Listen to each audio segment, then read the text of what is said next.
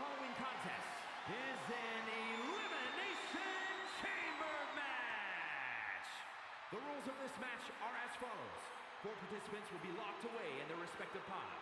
2 superstars will start the match in the ring. The participants will be released into the match in random order. The only way to be eliminated is by pinfall or submission. The last superstar remaining following the eliminations will be declared the winner and is for the WWE United States Championship.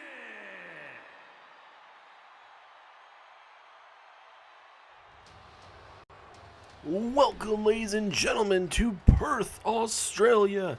It is an amazing night. We've been building up this whole entire week for Elimination Chamber, and just with 1 week, with a whole week of build-up, I think we've given you guys a fantastic card from top to bottom. Most of these matches tonight, you will be seeing Elimination Chamber matches. A couple of these Elimination Chamber matches will be for championships. We'll see a couple for the United States Championship, some for the Intercontinental Championship, as well as we find out who is going on to Wrestlemania to face the likes of John Cena, as well as Io Sky on the SmackDown side of things. But tonight, we are kicking it off for the Men's United States Championship on the Monday Night Raw side. And Rusev, one of the men, part of this matchup, will be inside of a pod. We do not know what number each guy has been obviously gotten. This is nothing like the Royal Rumble where we kind of knew. This time around for Elimination Chamber, this is kind of the luck of the draw, essentially. But Rusev gets lucky early on here, gets himself inside the chamber where he'll at least get some time to allow some of the superstars to go at it early. We'll see who's number 2 is. Look at this sold-out capacity crowd here tonight, as here comes Kevin Owens. Kevin Owens, a former Intercontinental Champion in his own right, certainly has had some big-time matches. Former NXT Champion as well, former Tag Team Champion. Kevin Owens has done all sorts of things in his career, and to get himself inside of this matchup, he defeated Sami Zayn in a no-holds-barred matchup. One of the men that sold his soul to get himself opportunities, selling himself to the Rock. And we'll see if maybe tonight, kind of playing the long game essentially, and getting himself a big championship win. And like we said, we would like to thank you guys so much for joining us for this historic pay-per-view. And certainly, I love the theme of this year. I know normally you get 3 to 4 weeks of build-up for Elimination Chamber or each pay-per-view, but this week, it's all about Elimination Chamber. It's just 1 week, and this time around, you're focusing on the quote-unquote mid-card championships, the Intercontinental Championships, the United States Championships, and there's nothing wrong with that. And it's absolutely love to see that. Gives them more time, because there's a lot of times where you don't get to see a lot of build-up to that. And certainly on Monday Night Raw, we got to see the build-up to see who exactly would be in the men's side of things. As here comes the megastar, L.A. Knight. As LA Knight makes his way down to the ring, one of the lucky men be locked inside of a chamber pod, so he won't have to go at it early. And for LA Knight, big-time title defense. He is the megastar. He believes he's the top guy in all professional wrestling. He's the top champion. And we'll see how LA Knight favors tonight inside this matchup for the United States Championship. Certainly a long ride from the United States to Perth, Australia. Long plane ride on over. But certainly this is one of the bigger matchups of his whole entire career. And LA Knight's he's gonna have to bring the big fight tonight. And who is the next gentleman to be locked inside of the chamber? It will be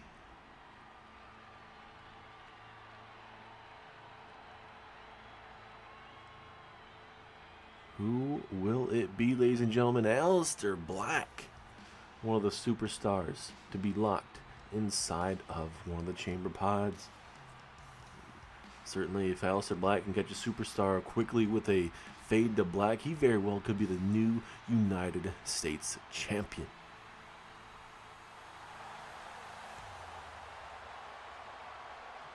Getting himself back to the main roster. Certainly one of his main things he wanted to do was in NXT for quite a bit, and then eventually would take another hiatus before coming back to the main roster. And you know, he's kind of turning the wheel here in the terms of his attitude, kind of changing, being a little bit more aggressive on how he wants to do things. And we're going to see how that fares tonight. We'll see if Aleister Black will be able to win himself a United States Championship match. Pardon me. And that means that we're going to start off with Randy Orton and Solo Sikoa in the starting of this matchup. And if I do remember correctly, it's about 120 seconds each in the terms of intervals, so you can see LA Knight come out quickly, or you know, Kevin Owens or whoever it may be, are going to be coming out pretty fast in these quick intervals. And for this matchup, I mean, there's so much going on. There's so many different forces in this matchup. You got brutes, you got technical wrestlers, you got guys that can do it all in these type of matches. So I don't know who exactly you would want to give the quote-unquote advantage to in this matchup. As here comes Randy Orton. This man is a former WWE champion and will look to add United States champion to his repertoire. This man, Randy Orton, one of the best to ever do it. First ballot Hall of Famer for sure. Once he ever does that, I don't know when exactly that will ever be, but for Randy Orton, got himself a part of this matchup, defeated the Monster Abyss recently on Monday Night Raw to get himself this opportunity. And honestly, the guys in this matchup are very lucky Abyss isn't in this matchup, because I think that changes a whole lot of things strategy-wise in this matchup. And no offense to Randy, just in the terms of, you know, what could happen, but Randy's very dangerous as well. He can absolutely destroy you, especially on the grate that he's walking on currently, inside the ring, outside the ring, outside on the cage. I mean, anything is possible with one of the guys, greatest of all time guys to do it. It only takes one RKO, ladies and gentlemen. 2, if lucky. Maybe, just maybe, he might have to punt someone's head off tonight to become the new U.S. champion. But certainly LA Knight's going to do everything in his power to make sure he keeps himself in this matchup and walks out still the U.S. champion. And you can see Randy Orton, he's circling the ring, he's looking at all these guys, talking a little bit of trash. And look, Randy going right to Aleister Black. We saw recently on Monday Night Raw a couple weeks ago, that's when kind of Aleister Black was kind of changing his attitude on how he wanted to do things. As here comes the one problem, Solo Sikoa of the New Bloodline.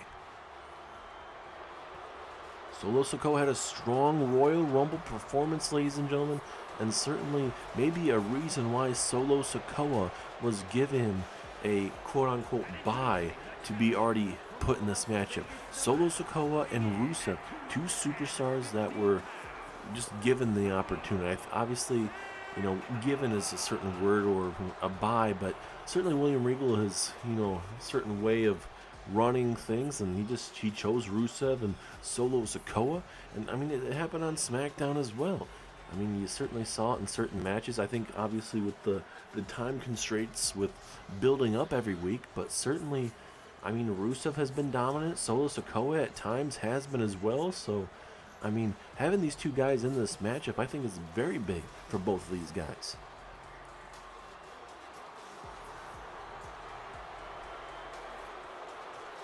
Not only you have the guys like Solo Sikoa, Rusev, Kevin Owens, Randy Orton. There's so many powerful guys in this matchup that, you know, inside a chamber, that's what you want to see. Dudes just going to war, doing anything to become the U.S. champion. And we are just moments away, ladies and gentlemen, from watching these guys go straight to war. As Solo looking straight into the heart of Aleister Black there.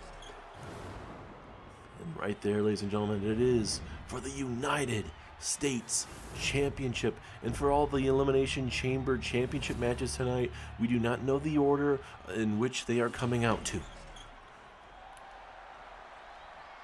As the referee rings the bell, the first matchup of the evening is officially started, and Solo Sikoa is coming right out, at least out the gate with the super kick, but Randy now getting the upper hand here. I think this would be the first time in years that we're that close to the fans here at ringside. Maybe I'm a little off, but usually I didn't think we were this close to the fans at ringside here, but still, I mean, it's pretty neat to see it that way. As a big uppercut takes down Solo Sikoa. Like we mentioned, most of the matches tonight are Elimination Chamber matches. Some are for championships, some are determining who is going to WrestleMania to face off with certain champions, as well as there is one match that is not an Elimination Chamber matchup. It is a #1 contenders match, as it will be a TLC matchup between the New Age Outlaws and the Usos, where the winner goes on to WrestleMania to face off with the Hardy Boy, or the Dudley Boys, pardon me, for the Tag Team Championships. As who is #1 to come out here? Rusev is making his way down to the ring, or out of his chamber bod into the ring, and now things can change very, very quickly. And now Randy Orton looking for some snake eyes. He's trapping the referee, but you know, luckily for him, he was able to connect with a Samoan drop, sending a message to Solo Sikoa. And now Rusev coming right after Randy. Randy a little bit faster in this exchange, and a good old belly to belly right here to Rusev, looking to pick up a big win and elimination early on, but still plenty left in the tank. Solo Sikoa, here we go, Samoan spike. A Samoan spike out of nowhere. Could you imagine our first elimination? No, just a 2 count. And now Rusev coming after the one problem. Rusev can definitely be a problem. As let's go ahead and see who is next to join us inside of this chamber. LA Knight, the U.S. champion, is going to make his way into the ring, and that means he's the 4th superstar in the ring. So it's down to Aleister Black, Kevin Owens, in the terms of who will come in here the freshest. Does not mean you're automatically going to win the matchup, but certainly being the freshest man in the matchup certainly very well could help out your chances. As Orton with a nice vicious neck breaker there. Rusev doing the right thing. He's watching it from the sidelines right now. He's like, I don't need to get involved. As the matchup continues here, Solo with a big time takedown. Ooh, big leg drop there, and now Randy trying to decide what he wants to do. Going to take his time here. And now, of course, he's going to try to get the crowd here in Perth, Australia behind him. Let's go ahead and see. Is it Aleister Black? Is it Kevin Owens? Who is next in line? As Rusev takes down Randy. And it is the prize fighter himself, Kevin Owens. As, oh my goodness, Rusev hitting the, I guess I don't know if you want to call it a springboard, but a splash of sorts on Randy. But certainly I think that hurts both men just as bad, if not Rusev more. As LA Knight with a nice scoop slam there. Little shades of maybe Randy Orton there. As Rusev and Kevin Owens working together, working to bully Randy Orton here. Back and forth here, Rusev looking to connect with a nice power slam. LA Knight has Solo Sikoa up, and now, bam, Death Valley driver, down goes Solo Sikoa. In a matter of moments, ladies and gentlemen, Aleister Black will be the next superstar to make himself known as Randy Orton, vintage Randy Orton. And Randy Orton going to that place. Randy Orton, Kevin Owens going for a big time RKO. Didn't work out in his favor. And now, ladies and gentlemen, all superstars are in the ring as Randy Orton looking for a powerbomb, I believe. No, he's not. He's looking for some snake eyes to Kevin Owens. And good old-fashioned full Nelson suplex there takes him down. Looks like Aleister Black's pinning LA Knight, but a big kick out at 1. The matchup will continue here, ladies and gentlemen. A lot of back and forth here. It's Aleister Black with a beautiful moonsault there. That looked like that had to hurt for sure. As these guys just continue to beat the snot out of each other. At times, this match is going to be hard to call at times because of just them being all over the place. You're seeing alliances that obviously that won't last too long, but they're going to continue as LA Knight has Aleister Black up and vicious neck breaker he goes. Who is going to walk out the United States champion? Can LA Knight defy the odds tonight and still be your United States champion? Solo Sikoa bounced off the ropes. Luckily for Solo, he was able to dodge that incoming drop kick. Brainbuster to LA Knight. Pinfall opportunity. Will this be enough? No, just a 1 count. And Kevin Owens doing the right thing. He's staying out of here. He doesn't need to force the action here. As Solo Sikoa with a spinning solo to LA Knight. Big time opportunity. Is this it? 2. Ooh, 2.5. LA Knight's going to be extremely careful as a stunner. A stunner out of nowhere. Owens looking to eliminate Aleister Black. Ooh. And I believe Solo Sikoa just hit the Samoan spike on LA Knight. Is this a big elimination early? No, it is not. LA Knight survives temporarily. LA Knight's got to be very careful. Ooh, he lands hard on that grate. But LA Knight's, yeah. If I'm LA Knight, this is a good thing he got thrown out there because right now he can recuperate and let these other guys beat the snot out of each other and just take a second, recuperate, and he'll be fine. As, wait a minute, we're going to see ourselves an accolade. Accolade from Rusev. Will Solo Sikoa tap out? Rusev lets go because he realizes Solo wasn't going to tap out. As now, Kevin Owens looking for a package pile bomb. Got all of it. We'll see if that's going to be enough. I believe Owens just hit a stunner on somebody. Orton almost eliminated. And now Aleister Black looking to go high risk. This ain't going to go well as, oh no, he missed it. He missed it landing on that hard grate. Man, that could be a game changer for sure. As Rusev connects with a spine buster. LA Knight with a pinfall. RKO there from Randy to Rusev. And Aleister Black is eliminated. Very first one to be eliminated. And that's all on Aleister Black, ladies and gentlemen. He jumped from the top. Almost the top of that cage. As that Owens is tossed out to the apron area. It's a big time BFT. Blunt force trauma to Rusev. Is this it? 2, 3 it is. Now Rusev is eliminated. We are down to 4.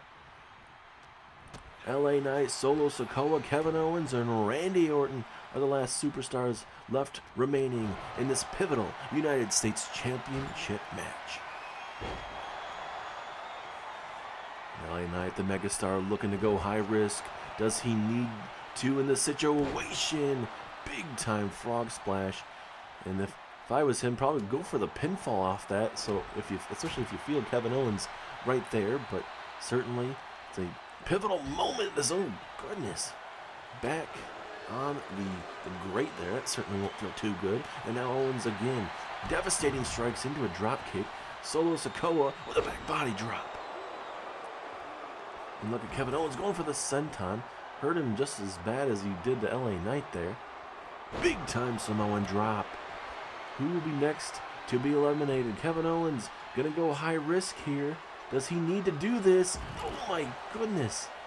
Both men are down and out. Kevin Owens just stirring with pure adrenaline. And I'm surprised Owens doesn't try to go for the pinfall. LA Knight looks like he is down and out at the moment. Owens getting some exercise, it seems. Certainly taking his time. Oh, super kick from Solo. And now LA Knight letting stuff go on. Wait a minute. He's trying to eliminate Solo Sikoa. Here we go as an RKO to Kevin Owens. And now Solo trying to try and steal victory here. Or at least eliminating the U.S. champion, but not this time around. And oh no, LA Knight getting hit with a Samoan spike. No. And LA Knight with a pivotal clothesline in this matchup. And it seemed like Knight was going to go after Solo Sikoa, but Orton now targeting the U.S. champion. Pivotal moment in this matchup, ladies and gentlemen. These guys have gone to war early on in this matchup, but still has not been enough.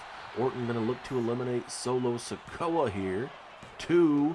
Ooh, that was close. 2.5. Now, LA Knight from behind going to look to go to work on Kevin Owens, but Owens is not going to allow that. Randy now looking for a powerbomb. Stunner! Stunner from Kevin Owens. Is LA Knight going to be eliminated? 1, 2. No, LA Knight kicks out just in the nick of time. And now Owens not done yet. Is he thinking about another stunner? He is. Another stunner. Back to back. Certainly, that would be enough for elimination. And it is. LA Knight is eliminated. So now we are guaranteed a new United States champion. It was a decent reign from LA Knight as your U.S. champion, but now we're guaranteed a new one. What is it going to look like once we get to Monday Night Raw? Will it be Solo? Will it be Kevin? Will it be Randy? Questions that we are about to get answered very quickly. I don't think that was a spike, but certainly that was an absolutely vicious maneuver to Kevin Owens, holding his throat like that. Now Randy going to look to go to work on the one problem, that being Solo Sikoa. And now Orton trying to figure out what he wants to do. Oh, wait a minute. No, that did not connect. Certainly a lot of stuff going on just right there. And now all three men going at each other. I mean, certainly you got to believe in the pivotal moment in this matchup. I feel like you got to allow the other superstar in this matchup to necessarily try to, eliminate the other guy, and then you get involved.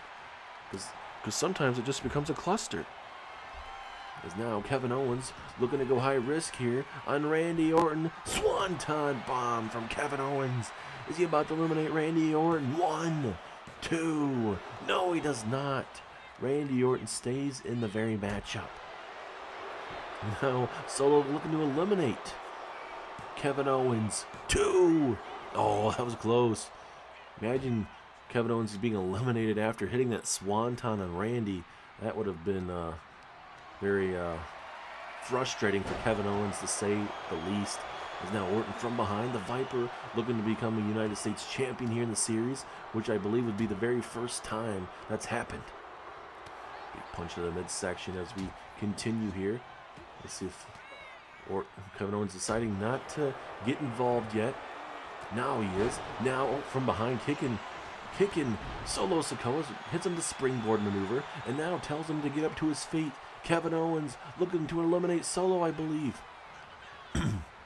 Oh, he throws her into the referee, looking for a stunner, I believe. Didn't work out in his favor, and now was going to get hit with a spike, I believe, but Randy Orton inadvertently in the way.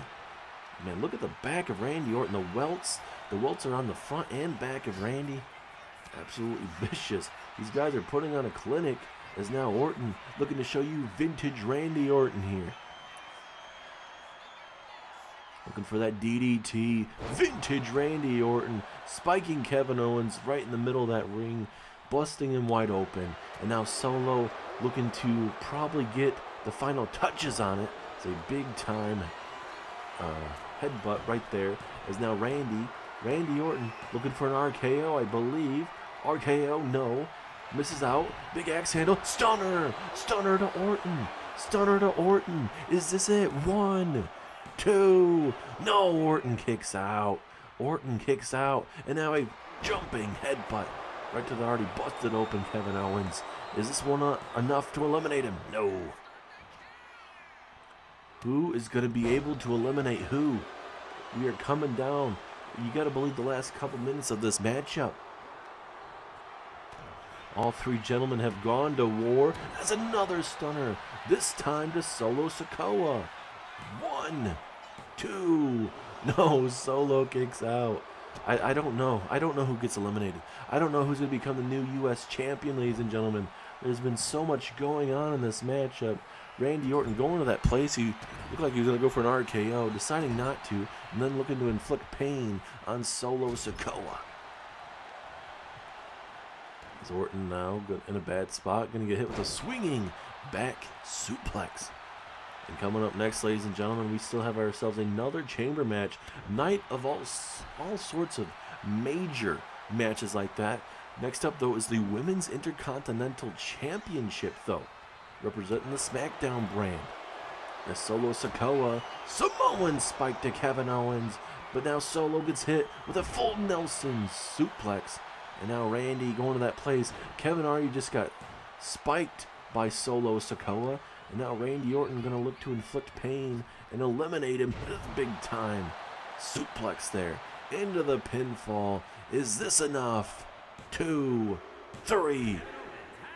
Owens has been eliminated. Then we were down to 2. The Viper versus the one problem Solo Sikoa.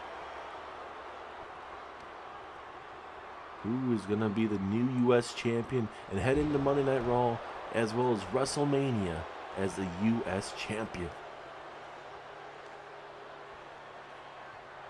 So Solo coming off the ropes, building up some speed, referee inadvertently in the way, but it still gives him enough time to connect with that vicious neck breaker. Is that enough to become the new U.S. champion? No! 2.9, and Solo cannot believe it.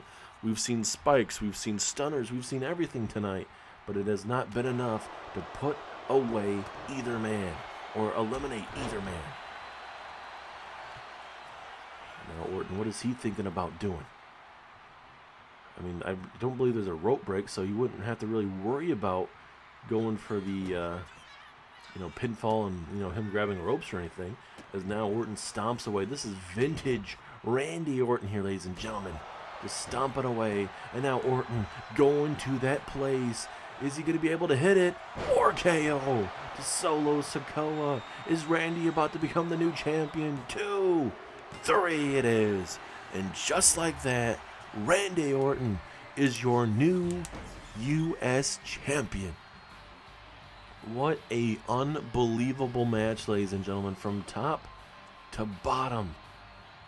That matchup could have gone either way, coming down to the likes of Solo Sikoa, Randy Orton, Kevin Owens.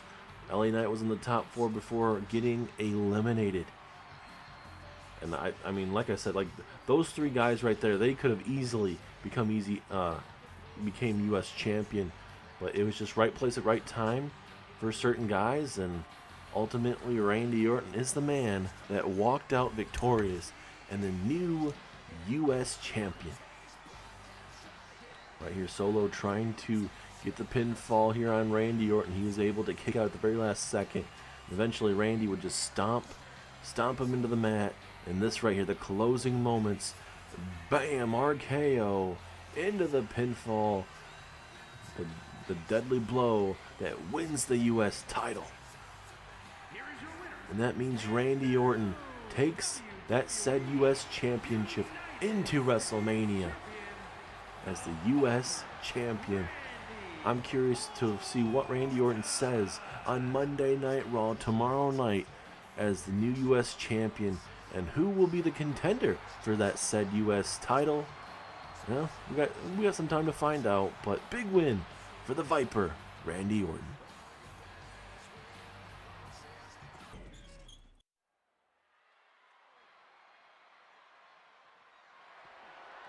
The following contest is an Elimination Chamber match. The rules of this match are as follows. 4 participants will be locked away in their respective pods. 2 superstars will start the match in the ring. The participants will be released into the match in random order. The only way to be eliminated is by pinfall or submission. The last superstar remaining following the eliminations will be declared the winner and is for the WWE Women's Intercontinental Championship.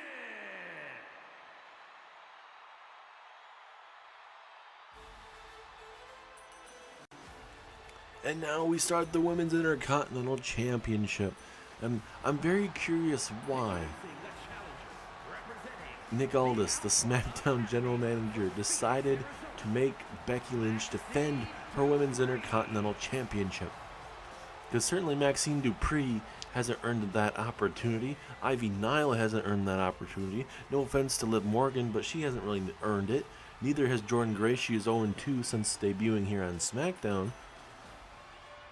And, no offense, like I keep mentioning, but, I'm not on the side of Becky Lynch, but I can totally understand the frustration of this whole thing, having to defend it. And also Michin's in this matchup as well. She hasn't really gotten much of opportunities as of late.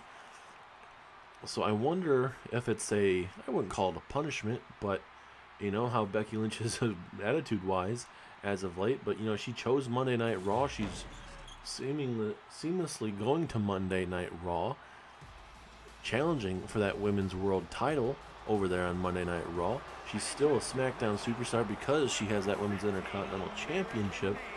So I think Nick Aldis ultimately wanted her to, if this is the last time we're going to see her, possibly, she's going to have to defend her championship. But the amazing thing is about tonight for Becky Lynch, she's already going to main event WrestleMania, either night 1, night 2, whatever it may be. But she's also in the Elimination Chamber match for SmackDown later on tonight that features herself, not only herself, but Rhea Ripley. You also, there's going to be a lot to digest about what I'm about to give you guys, but certainly, Rhea Ripley, Asuka, AJ Lee, Nikki Bella, Victoria, 6 total women in that matchup, and Becky Lynch very well could win that. Not only she could main event WrestleMania in one championship matchup, she could also challenge for the women's championship if she were to win later on tonight. And also, she could be walking in still the women's Intercontinental Champion. So Becky Lynch, she very well could be walking out with 3 championships out of WrestleMania possibly. That is just mind-blowing. As Becky Lynch, your Women's Intercontinental Champion, one of the lucky ladies to be locked inside of one of the chamber pods, but that is absolutely crazy for at least me thinking about. I don't think we've ever had in Universe Mode a person hold 3 championships. We've had a couple women and men throughout the years hold 2 championships, but never 3. So, usually if you're holding 3, you're dominating the championship scene. You're dominating your roster. And very well, she is one of the top women, certainly looking to dominate the whole brand at the moment. As here comes Jordynne Grace. And when I was naming those 5 women a part of this Women's Intercontinental Championship match, it wasn't a slight to them. I think all of them are very underrated, and I think they have a lot to prove, certainly. I don't think they've earned those opportunities, but I think tonight, this is a opportunity that Nick Aldis is giving those 5 women, saying, hey, you got Becky Lynch that is currently on top of her game. If you believe that you should be the Women's Intercontinental Champion or be given opportunities, this is your chance.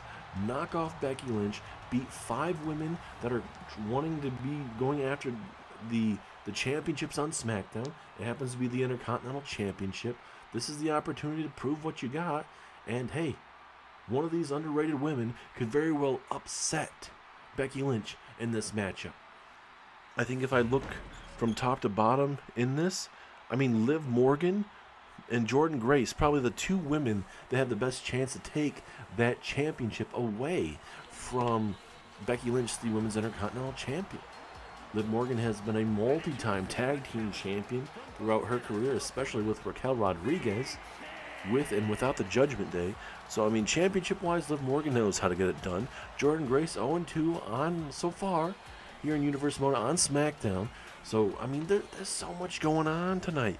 Becky Lynch defeated Maxine a couple weeks ago, and there's just so much going on in this matchup. A lot of stuff rides into this matchup. I love what Nick Aldis did in the terms of giving other women an opportunity in Elimination Chamber, but just the way he went about it kind of seems like it kind of almost feels like a punishment, even though it's not a punishment. I don't think Nick Aldis would go out of his way to do that purposely You know, if Becky's on the way out, she's not taking that Intercontinental Championship to Monday Night Raw. You know, Nick Aldis would rather her keep on defending it than having to vacate it.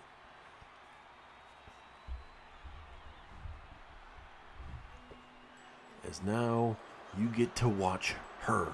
That will be Liv Morgan making her way down to the ring. And it looks like we are going to be kicking it off with Liv Morgan and did Ivy Nile already come down, I believe it was? Or no, Ivy Nile just came out recently, so certainly Liv Morgan being one of the girls to come out here. We've already seen most of them come out. Already seen Jordan Grace. We've seen Becky Lynch. Maxine Dupree. Certainly of Alpha Academy. Certainly looking to get things going. Certainly should be a big time. But like we mentioned, Michin was one of the first ones to be out of here already. And it's going to be Liv Morgan and Michin kicking us off a part of this big time matchup. Could be the time of Liv Morgan, especially here in the Elimination Chamber for the Women's Intercontinental Championship. Certainly if Dominic Mysterio could, he would come out here and probably distract all the women to try to, distract them long enough so that Liv would become the new champion. Referee rings the bell. Here we go. And Liv Morgan with a big takedown there. And we're going to be seeing fast intervals for all these men and women throughout the night. And we'll see who the very first one to come out of their cage. It's a big kick right there to the midsection. So, vicious neck breaker. And Randy Orton certainly one of the men to be able to outlast and become the new United States champion. Would Becky Lynch be able to retain her championship? Obviously, the odds are not in her favor. There's a lot of moments in this matchup that you believe it's time for these women to step up. They want opportunities. Nick Aldis is giving them an opportunity. And we are just about 5 seconds away to figuring out who is the very first one to join Michin and Liv Morgan. It is Jordan Grace, the Juggernaut. The Juggernaut of SmackDown makes her way from the pod and now is going to grace us with our presence. As what a walking of the ropes into the drop kick maneuver from Liv Morgan. That is a fantastic maneuver. I may not like what she's a part of with the Judgment Day, but certainly a big time moment in this matchup early on. And over the rope she goes. If this was a Royal Rumble, she would be eliminated. As Michin with the over the head suplex. Very powerful maneuver there from Michin. And, look at these kicks from Michin, sending a message to Jordan Grace. As double knees right there, almost like a code breaker. And now she could very well be the next elimination, or one of the eliminations. But just getting a 2 count as Oblivion out of nowhere takes down Jordan Grace. We're going to have ourselves a pinfall, and it looks like we are going to have the Women's Intercontinental Champion, Becky Lynch, join us. Very curious to see how this is going to go down. And obviously we saw the match on Friday Night SmackDown recently with Becky Lynch surviving Jordan Grace. So look at Jordan Grace. Oh, nice DDT. And certainly Becky and Jordan probably not feeling 100%, but certainly if anyone's able to survive, it very well could be Becky Lynch or Jordan Grace. As look at this, the power, the strength is. Oh my goodness, what a maneuver! Little shades of Goldberg there from Jordan Grace. Is this enough? No, 2.5. Good old-fashioned jackhammer live tonight in Perth, Australia. As we got 2 women left. Will it be Maxine Dupree or will it be Ivy Nile? American Made or Alpha Academy? As Becky Lynch with the submission hold here. We have seen it on SmackDown. Jordan Grace did tap out to Becky Lynch, so certainly that arm is not going to be feeling 100%. As we got Liv Morgan, Michin, as well as Maxine Michin and Liv Morgan briefly going at it. Pinfall on Maxine Dupree. We'll see if that's an early elimination. It is not, as Jordynne Grace has Liv Morgan up. I believe Liv Morgan is busted open. Is this elimination? No, it is not. 2.5. Jordynne Grace, a little frustration brewing. Not surprised as a roll through. One-arms power bomb there. Absolutely vicious as Michin thrown inside the ring. Referee right there for the pinfall opportunity. And Jordynne Grace stays in it. And now the next woman that will be in this matchup will be Ivy Nile in a matter of moments. And here she comes. Big opportunity for the pit bull of American Made, that being Ivy Nile. Also American Made, we're going to be seeing them in action. More of Chad Gable actually will be in action, certainly in that Intercontinental Championship match later on in the night. As Ivy Nile going high risk to the very top. Oh my goodness! What a freaking maneuver from the top. Michin may be down and out as Jordynne Grace trying to occupy Miss Maxine Dupree at the moment. Pinfall on Michin. Will she be eliminated with the very first one? 2. Oh, 2.5. And now you got Liv and Becky going at it. Maxine Dupree and Jordynne Grace were going at it. Maxine now going after Liv Morgan. Obviously, could you imagine Maxine Dupree? I mean, very well could walk out with the Women's Intercontinental Championship.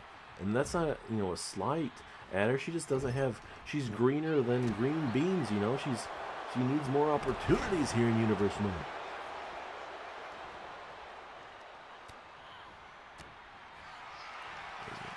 Ivy Nile focusing on that lower back of Becky Lynch.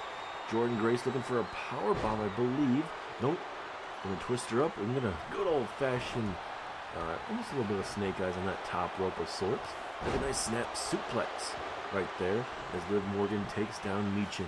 I do want to thank you guys so much for tuning in for this monumental Elimination Chamber matchup.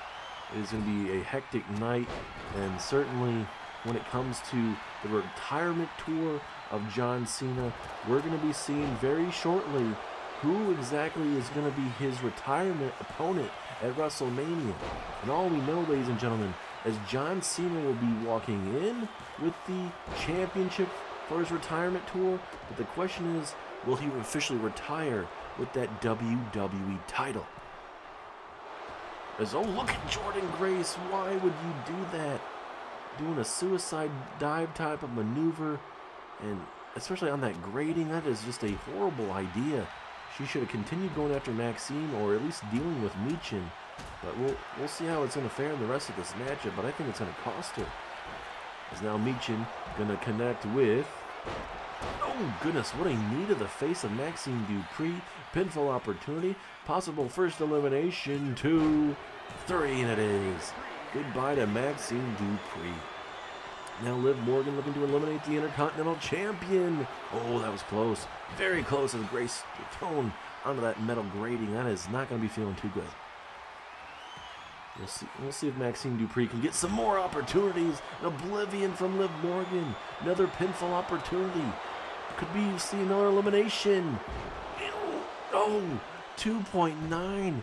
So close to eliminating the champ, but Becky Lynch, the man, she stays in the match. I don't know how much longer you can stay in the matchup, especially taking those big maneuvers, but Becky Lynch, she's shown that her whole career is now Jordynne Grace looking to have herself a jackhammer moment. She's not going to go for the pinfall. Liv Morgan, though, is going to go for the pinfall. We don't have the view, and it looks like she's able to kick out at 2.5 from at least what the referee was saying. So Becky Lynch, again, she is eating a lot of damage right now. Is Becky Lynch with a disarmer here. Disarmer in the corner. But Liv Morgan able to get out of it is Jordynne Grace with a big-time splash right there in the ribs of Ivy Nile. Michin, though, looking to have herself her own elimination. Defeat to Jordynne Grace. And we might see the next elimination here. Pinfall. 1, 2, 3. Oh, no. 2.5. 2.5. Jordynne Grace doing everything in her power to stay in this matchup. Now a Beck's bottom of sorts. takes down Liv Morgan here. Is Liv Morgan going to be eliminated? Michin dealing with Jordynne Grace. And it looks like we have a 2.5 count. I believe Liv Morgan is still in the matchup. I guess we'll find out once Liv Morgan gets up. It does look like we are still up to 5. Pinfall referee is right there. Will this be enough? 2. Becky Lynch. Becky Lynch is eliminated. Liv Morgan rolled up Becky Lynch. So that means officially we're going to have a new champion again in the Women's Championship division here on SmackDown. We got Ivy Nile, Liv Morgan, Jordynne Grace, Michin. One of these 4 women will walk out with the Women's Intercontinental Championship. Michin just gets hit with a jackhammer, and she still stays in the matchup. I don't know how much more she can take or withstand in this match. Jordynne Grace again. Is she going for another jackhammer? No, she is not. Oh my goodness, what a maneuver. And no, she's not going to go for the pinfall. I think that might be bad news, but nope, never mind. She's going to look to finish her with that. And again, busting Michin wide open. 2. No, how is she kicking out? Beats me, man. I would love to know how Michin kicked out of that. She is eating a lot of damage as well as Ivy Nile going for an elbow drop, jumping over Liv Morgan in the process. They're jumping over her opponent as now Michin. What is she thinking? Oh, we saw this earlier on tonight, that single maneuver. And now Liv gonna go after, or at least she's going after Michin, then targeting Jordynne Grace there. It's gonna be a great night for these champions in these matches. We may be seeing new champions all night, ladies and gentlemen. As an Enziguri right to the face, taking off the head of Jordynne Grace.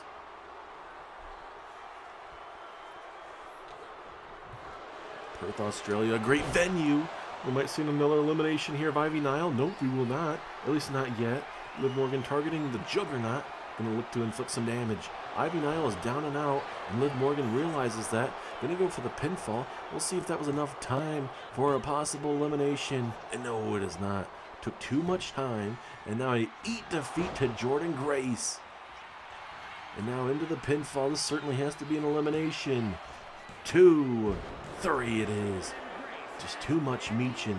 I do not know how Michin honestly survived, if I'm honest with you. Is now Liv Morgan looking for the double knees. Bam! Codebreaker. Down goes Ivy Nile. But Michin looking to maybe eliminate Liv Morgan. Maybe not. I don't know. And we're down to 3. Oh, nice belly-to-belly over-the-head suplex there. Liv Morgan now looking to eliminate Michin.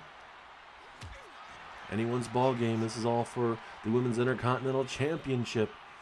These women are tearing each other a new one. Ivy Nile was the last one in this matchup. As you can tell, not as brutalized with all these women, but still feeling the effects. And, well, Liv Morgan certainly, she's dealing with the effects here in the middle of the ring now. In this matchup, ladies and gentlemen, you got to let these women fight, especially when it comes down to the last 3. You got to allow these women to just eliminate each other. As now Michin going to target Ivy Nile. And now this is a time that Michin should be able to eliminate Ivy Nile, or vice versa. Oh, submission hold here on Michin. Will Michin tap out? Nowhere to go. Center of the ring. Will she be forced to tap out? No, Ivy Nile forced to let go, or at least she just lets it go to maybe just go for the pinfall, realizing maybe, Michin is down and out. But it seems like Michin is still going at it. Liv Morgan taking her time here, it seems. And she's going to toss her into a drop kick. No, she won't. And now Ivy Nile will go at it. Back and forth you go. Who do you choose in this situation? Oblivion from Liv Morgan. Now Mia Yim looking to capitalize on Liv Morgan's finishing maneuver. And she does. And now we are down to 2. Liv Morgan and Mia Yim, a.k.a. Michin. And now Liv Morgan's second rope, looking to get a little violent here. Here we go, Liv Morgan. Bam! Nice drop kick, takes down Michin. And now Liv Morgan looking to putting the final touches of this match away. Bam! Oblivion right there, flatlining Meechin. And just like that, Liv Morgan is your new Intercontinental Champion. Becky Lynch walked into this tonight as the Intercontinental Champion, and Liv Morgan from the Judgment Day wins her first ever singles championship, and it is here live on SmackDown. She always says to watch her. We watched her tonight. She's been a multi-time tag team champion throughout her career here in Universe Mode, and finally she wins herself singles gold. What a win, what a night, and Liv Morgan does it. I think if Jordynne Grace stayed in the matchup a little bit longer, maybe she very well could have been the new champion, but Liv Morgan, she gets the job done. Pivotal win in Liv Morgan's career. We're going to watch her put her away right here, right now. Bam! Takes her out into the 1, 2, 3. And you see the effects of becoming the Women's Intercontinental Champion, ladies and gentlemen, right then and there. And you guys will be able to officially watch her as we usher in the new reign of Watch Me.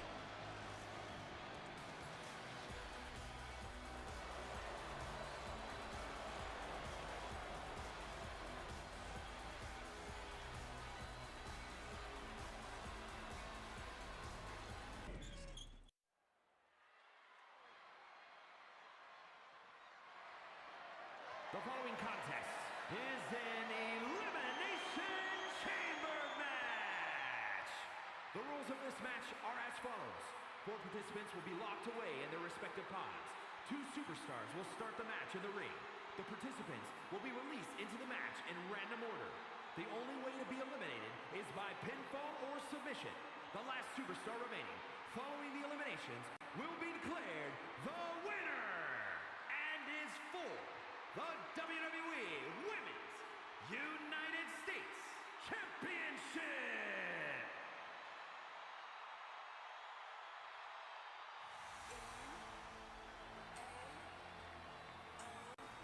And now, ladies and gentlemen, we are looking to see who is going to be able to walk out as the Women's United States Champion. Could it be the woman that was the first ever Women's United States Champion, Naomi? Can Naomi be able to survive and become Women's U.S. Champion once again?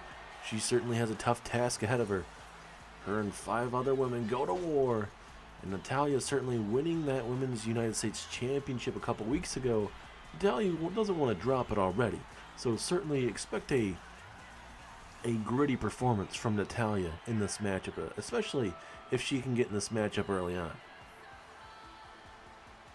But like they say, you just never know, ladies and gentlemen. It is going to be a pivotal matchup for all these women.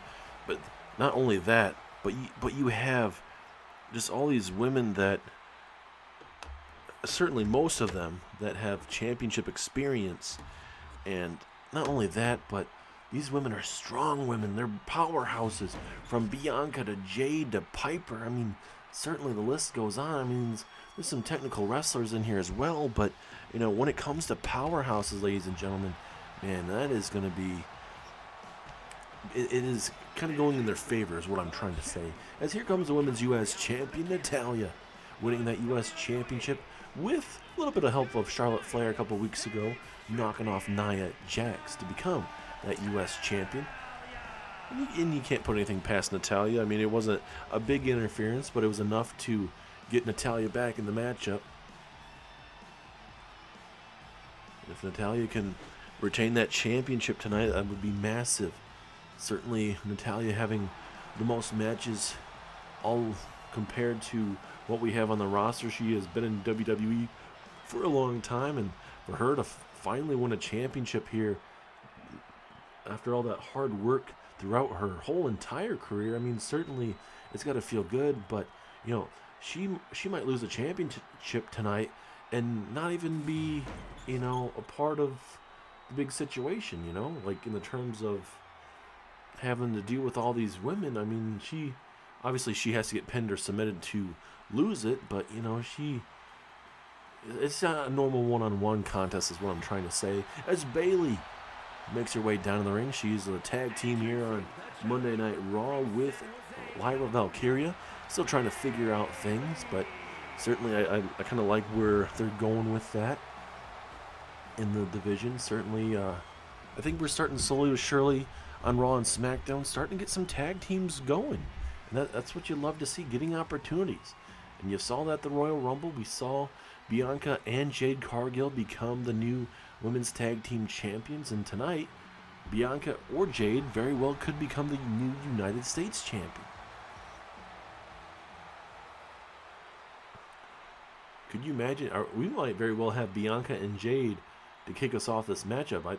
So far, we've had, a couple of these women already getting in the chambers. So, I mean, very realistically, we could see Bianca and Jade Cargill being the first two to open up this matchup. Because there's only one chamber pod left. As who is next in line to make their way down to the ring here? It looks like it's going to be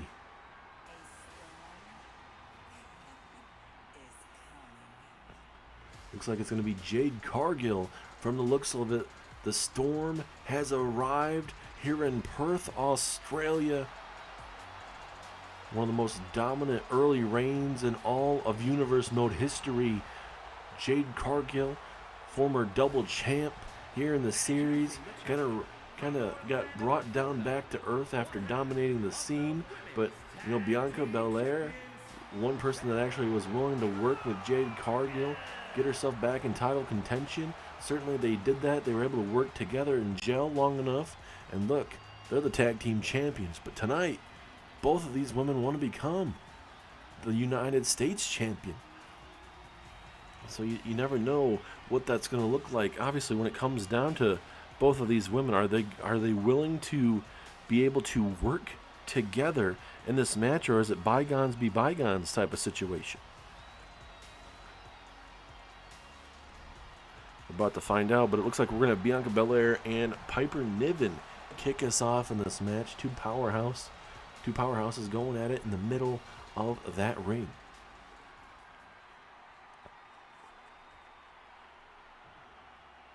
And it will not be for that championship, but certainly the major championship being defended in this matchup is for that U.S. title. And now here comes the EST of all WWE, Bianca Belair. And certainly having her being the women's tag team champion with Jade Cargill, certainly she wants to continue building that tag team division, but certainly Bianca believes, hey, I was given this opportunity. I'm not going to shoot it down. If I become a two-time champion, so be it. I wouldn't mind being that U.S. champion. Not only running the tag team division, but running the women's U.S. championship division as well. Certainly, it's going to be a breakout moment for all these women, even if most of them are already established here in WWE. I mean, imagine what this is going to do for Natalya if she's able to knock them off. Same with Piper Niven. That would be absolutely massive for those two women to, very highly underrated in the first place and not really getting the opportunities that they maybe think they should. You got Bianca, you got Jade getting opportunities. Same with Bayley. Naomi gets some opportunities here and there. Seeing these women that don't get those opportunities, we know how pivotal it is for them. As now here comes Piper Niven, tag team partner to Chelsea Green. Chelsea Green certainly going to be watching on. She's the one that was on one-on-one contest recently against, I believe it was Bayley, here on Monday Night Raw. Unfortunately for Chelsea losing to Bayley, Piper defeating Lyra Valkyria to earn her opportunities. So certainly 1-1 when it comes to that. But hey, it's if you had both either Bayley and Lyra or Piper and Chelsea, it would have been very interesting to see how they would have combated and dealing with each other, and then also having another tag team in this matchup with Jade Cargill and Bianca Belair. Because tag teams, you know, you can work together to eliminate maybe another tag team. And then, hey, make it come down to, you know, 2 women that are tag team partners. Then, you know, let it go. The better woman wins. But we didn't get to that situation as Piper locking eyes with Jade Cargill, one half of the women's tag team champions. And it is right there, ladies and gentlemen, for the women's U.S. Championship.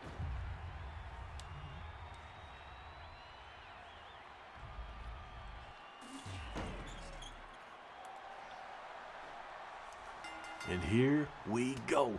Bianca Belair versus Piper Niven to kick us off in this Elimination Chamber bout.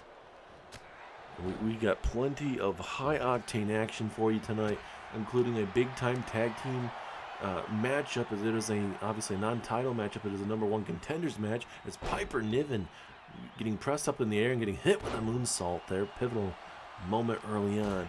But in the tag team division for Monday Night Raw, you're going to see the Usos versus the New Age Outlaws. The winner will face the Dudley Boys for the Raw World Tag Team Championships at Wrestlemania.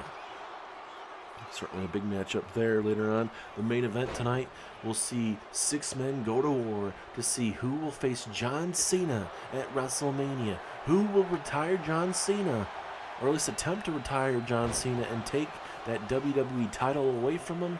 We will see by the end of tonight's show. And it looks like we are going to have... It looks like Naomi will be the very first one making her way down to the ring. And now, very curious to see how this is going to turn out. Piper Niven tosses out on that great, man, that unforgiving steel. It might look like it's padding, but it's a little bit easier to walk around on than actual grating, but still, it's not padding.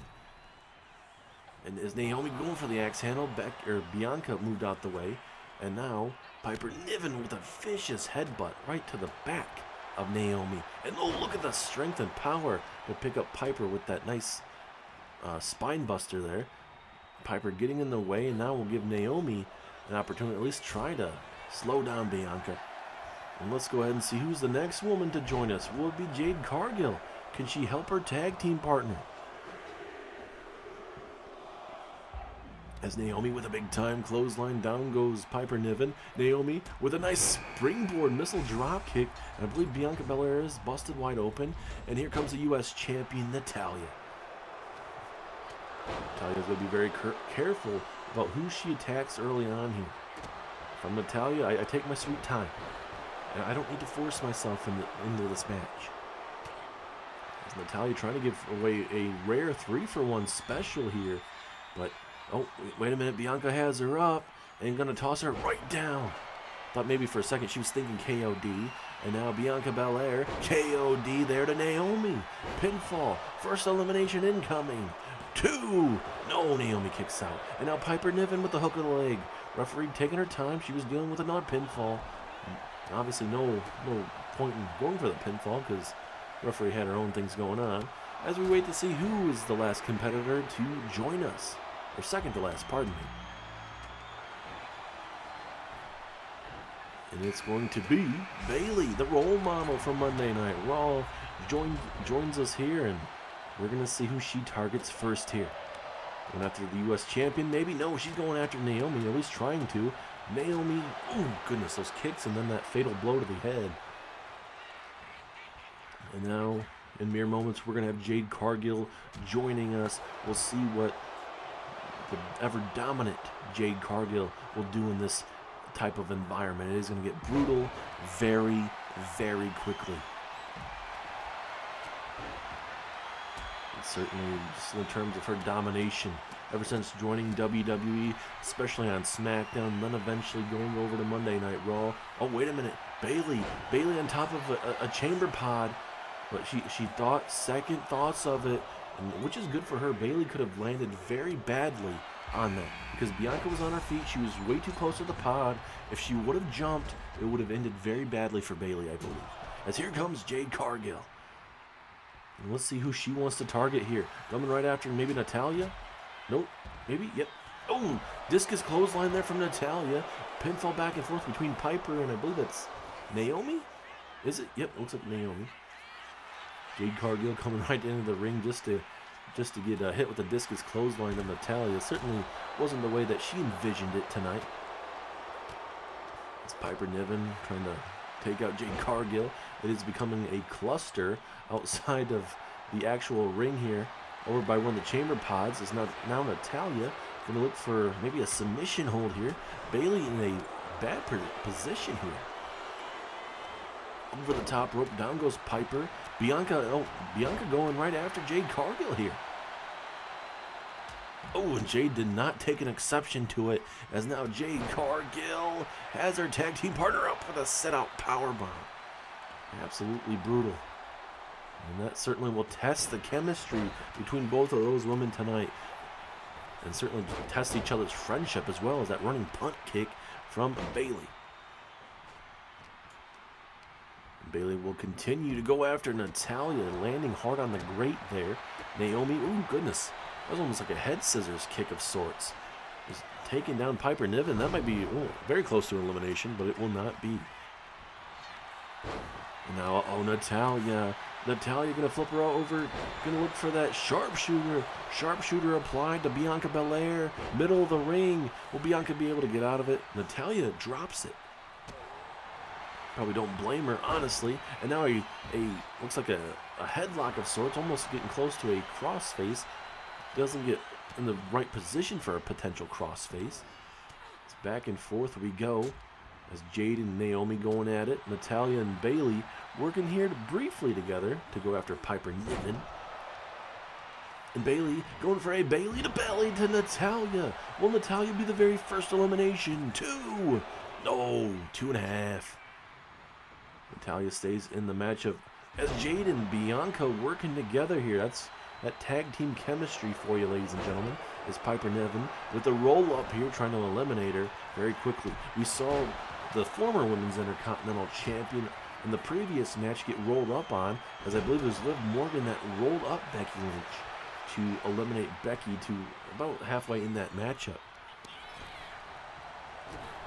So here comes Bianca to Natalya, going for a scoop slam. Nope, Natalya had second thoughts and able to take her down. Naomi looking to eliminate Jade, and no. So going to do a little bit more damage. Bianca dealing with Natalya. Piper and Bayley going at it. Nice maneuver there from Piper. Will that be enough to see elimination? This is a big time moment for Piper. No. It's Naomi with a vicious head DDT there to Jade Cargill. 2. No. As Bianca again tosses out Natalya. A lot of stuff going on in this matchup. Just absolute brutality at its finest. Jade with a jump kick right there to Bayley. Bayley might be getting eliminated. Referee is in position. 2. No. No eliminations just yet. Now Naomi and Jade going to go at it. Jade with a pivotal reversal and throws her right outside. Look at, oh my goodness. Bianca putting it all on the line, but it's probably hurt herself more than Natalya. And now we got 2 women going at it in the middle of the ring, Piper Niven and Bayley. And now look, we have ourselves an absolute war in the middle of the ring. Bayley going to toss her out to the outside. Jade Cargill. Oh, I think she was looking for Jaded on Bayley. Bayley, they're going to look to have one of the finest eliminations in all of WWE. We don't have a good camera angle. Natalya dealing with Naomi. I can't tell if there's a possible elimination. I don't think there is. Pinfall here from Bayley, looking to eliminate Jade Cargill. Oh, 2.5. Now, Natalya might tap out. Natalya might have to tap out. Does Natalya tap? Yes, she does. Natalya taps out. Natalya taps out. She was the U.S. champion, so that means we're going to have ourselves another new champion tonight at Elimination Chamber. It is just not the night of champions, and that just does not bode well. Oh, goodness, on that hard grating there. Naomi in a bad spot. Obviously, Bianca and Jade could work together longer if they want to, but they might have to eliminate each other early on in this match, maybe. Just to, if they really want to win the championship, maybe they, try to steal a win early. I don't know. Bayley, oh, able to kick out at the very last second, and Bianca cannot believe it. We are down to 5. There's now Piper coming right after Jade Cargill. If Piper can eliminate Jade Cargill, that would be great for her career. Something to definitely build on if she doesn't win this U.S. title tonight. Jade with those big chops and slaps, and then a big axe handle to the back. Gonna go for the pinfall. Will this be enough to eliminate Piper? 2. Ooh, 2.5. The matchup will continue for Piper Niven here. And now Jade. Oh, goodness, nice release. Back suplex. Now Bianca going after her tag team partner. Back and forth we go. Jade doesn't care, and she connects with the clothesline. Something's got to give in this matchup, ladies and gentlemen. Who wants to put it all on the line to become the new U.S. champion? Bayley now. Uh-oh. If she hits this, this is game over for Naomi. Pinfall for Bayley. Another elimination inbound, possibly. 2, 3. Naomi is eliminated. We are down to 4. As Piper, oh my goodness, Piper Niven. She lands on Jade Cargill, but I think it does more damage to her. As oh, look at this. Bianca Belair, she is almost strangling Bayley with that maneuver, taking all the breath out of her. As Piper and Jade go at it here on the outside. Piper, oh goodness, what a face buster there. Jade Cargill might be getting eliminated. 2, no, she does not. Bianca Belair has her up here. Oh, wait a minute. Oh, looking for a KOD. She adjusted her. KOD to Bayley. Bianca looking for an elimination. 1, 2. No, Bayley stays in it. As Jade continues to talk trash to Piper Niven, we're about to see a little bit of Jaded here on the brutal railing. Double pinfall from Jade and Bianca.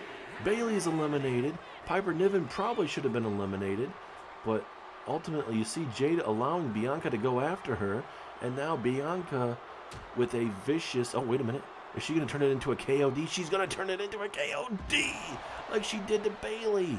But now Jade looking to take the pinfall possibly. I mean, if I'm Jade, you allow Bianca to eliminate Piper Niven there. But Bianca becoming the MVP of this match, I believe. It's Piper Niven catches Jade Cargill, and that might be an elimination here. Bianca, she's right now she's trying to figure out if she breaks it up. She does not. Jade Cargill's eliminated, and now Bianca catches her with a spear. And Jade Cargill giving Bianca a look right there, saying, "Hey, you could have stopped that." And now Bianca, oh my goodness, she is going to the top. Oh, thankfully she stepped down because that was going to end bad for somebody. Because now we are down to 2. We are going to see a new U.S. champion. Will it be Piper Niven or will it be Bianca Belair? Either one of them is going to walk out with 1 title or 2 titles. As Bianca, oh my goodness, tilt-a-whirl body slam. Is that enough? 2, 3, and just like that, Bianca Belair is 2 belts Bianca. What a matchup. Natalya was the very first one eliminated. Bianca watches her tag team partner get eliminated as Piper eliminated Jade Cargill late, would hit a spear on her afterwards, and then eventually, right here, look at this transition. Bianca, just, man, shows you why she's the EST there, and that's why, just like that, we saw an elimination to Bayley, or at least she kicked out. Eventually, we would see an elimination. You would see Jaded right here. Beautiful moonsault from Bianca. We didn't see that part, but right there, the 2 and the 3. Jade Cargill very well could have gotten a 3 count, but obviously dealing with, a pinfall at the same time just kind of ruined it for her. But Bianca is now the new U.S. champion, ladies and gentlemen. That is absolutely massive So that lady right there, Bianca Belair, the EST of all WWE, and the double champ on Monday Night Raw. Who can step up to the EST on Monday nights? We'll find out tomorrow night, but we still got more high-octane action for you here at the Elimination Chamber.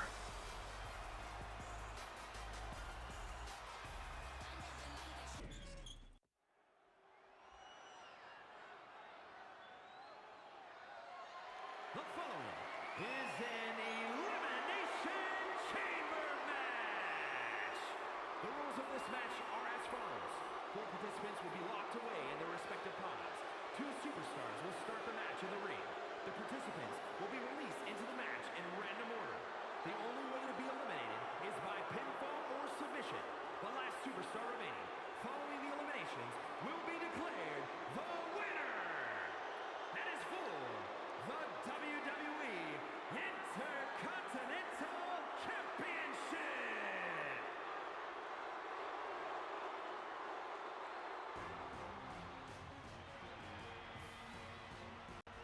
And this will make, ladies and gentlemen, the last championship matchup of the evening. And that is crazy to say because we certainly have a lot more big-time matches on the card. But now this is representing the SmackDown Intercontinental Championship division. As you have the Mad Dragon, Ilya Dragunov, former European champion who lost to Penta recently at the Royal Rumble. This time he's going to look to become the new Intercontinental Champion. Leading up to the Rumble, we saw Penta reunite with Rey Fenix, who Rey Fenix would defeat Ilya Dragunov in a non-title match before the Royal Rumble. So, for Ilya Dragunov looking to get back to his winning ways here on SmackDown, and what better way to do it than walking out victorious and becoming the new Intercontinental Champion and taking it in to Wrestlemania. Obviously, these superstars, they work their asses off from the bingo halls to these small venues to getting to signed to these major promotions, TNA, WWE, AEW, all these big time brands out there. I mean, there's just so many wrestlers. These guys have worked their tails off throughout the years, and it accumulates to these moments.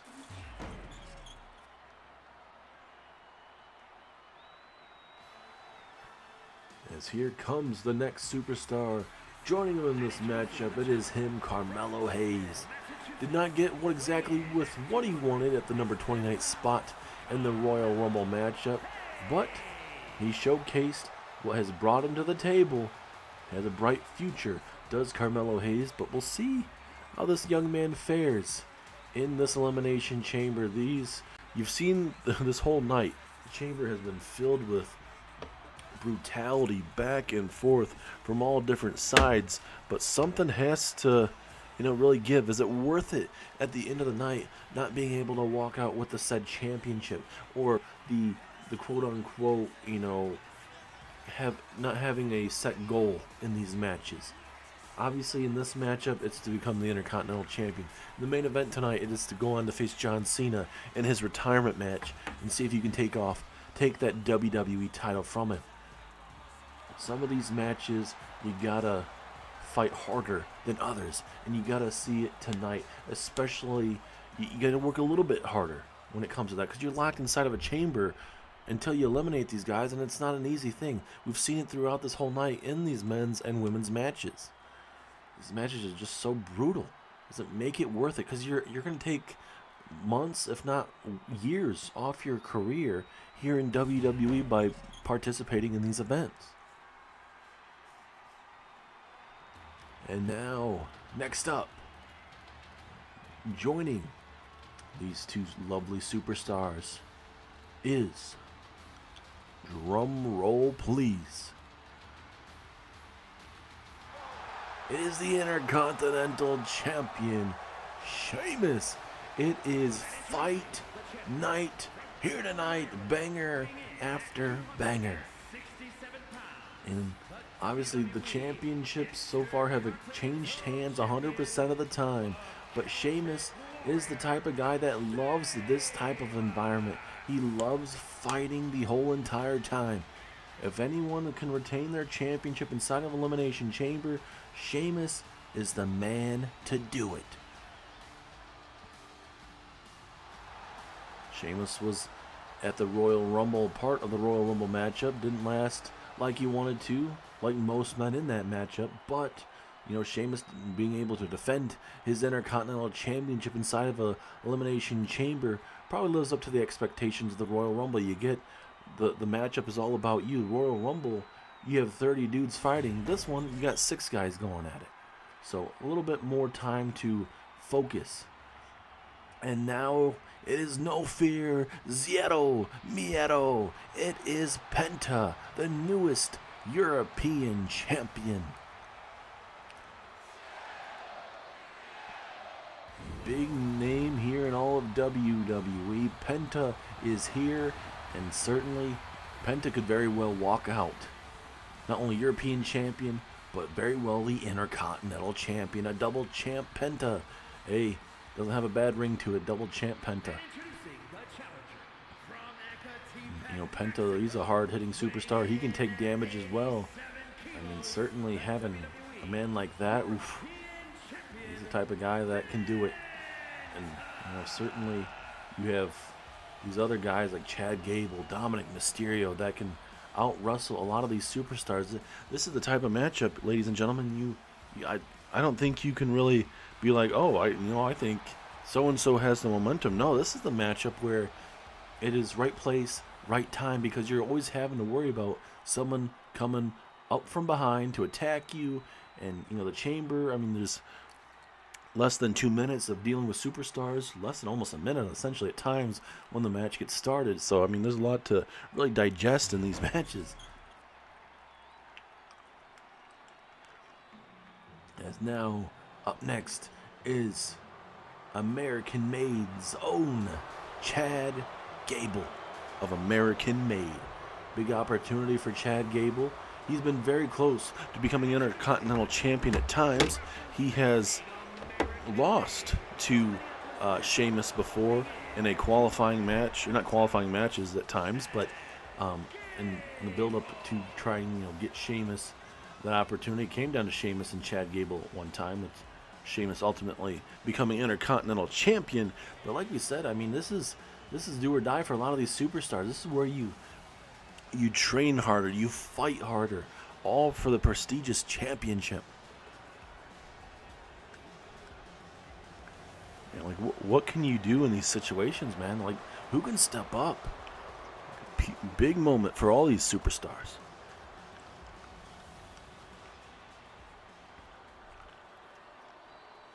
And now we wait for Dirty Dominic Mysterio in just a matter of moments.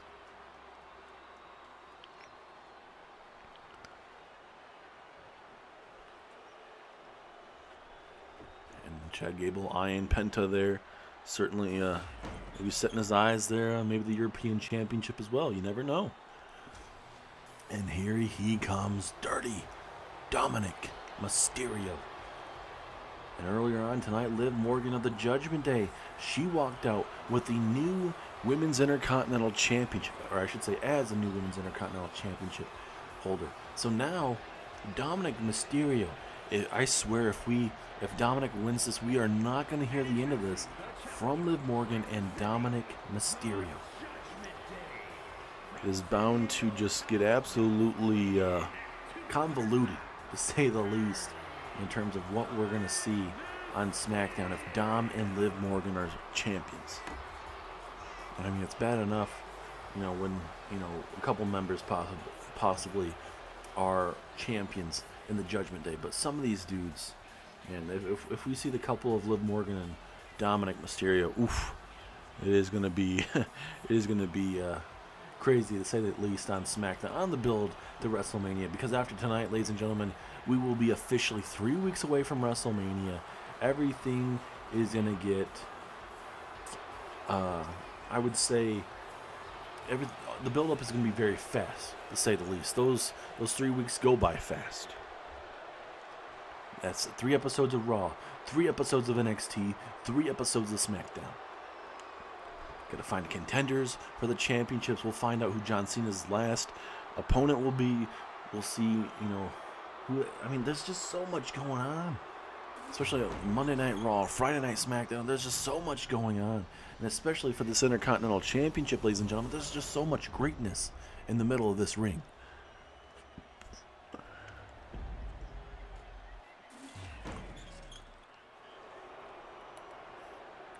And here we go, referee ringing the bell. Dominic Mysterio, Chad Gable. Here we go.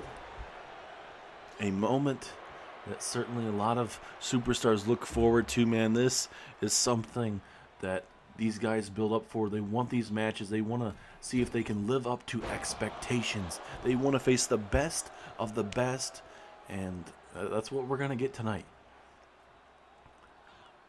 As Dominic with a nice Russian leg sweep taking down Chad Gable.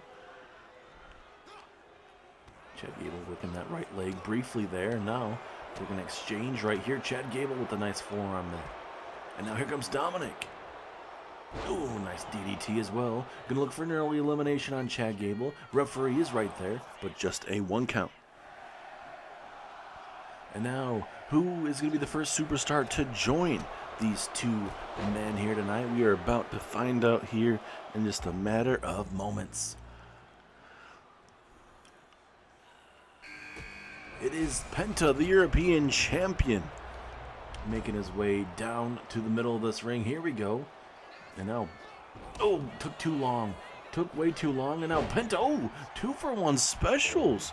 Very rare, ladies and gentlemen, that you see something like that. Oh, a nice kick there as well. Things are getting crazy for sure here tonight. Man, this is what you love, man. This is greatness personified. I know I might sound a little hyped up for this matchup, but this matchup is riding a lot on it. You know, Sheamus winning that Intercontinental Championship, his very first singles championship here, I believe. So there's a lot to build up to in this match. There's now an ankle lock to Dominic Mysterio. Will Dominic have to tap out? No. And now, who is joining them? Who will be the 4th superstar in this matchup? It is your Intercontinental Champion, Sheamus.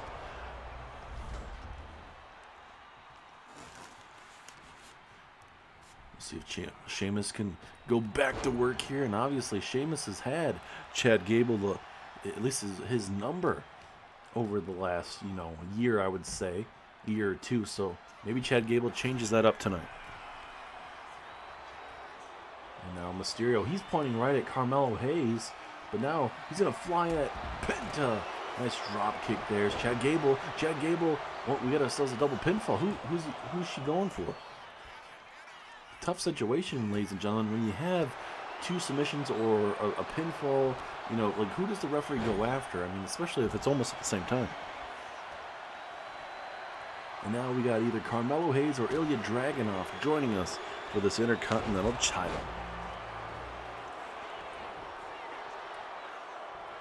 And it's the Mad Dragon, Ilya Dragunov.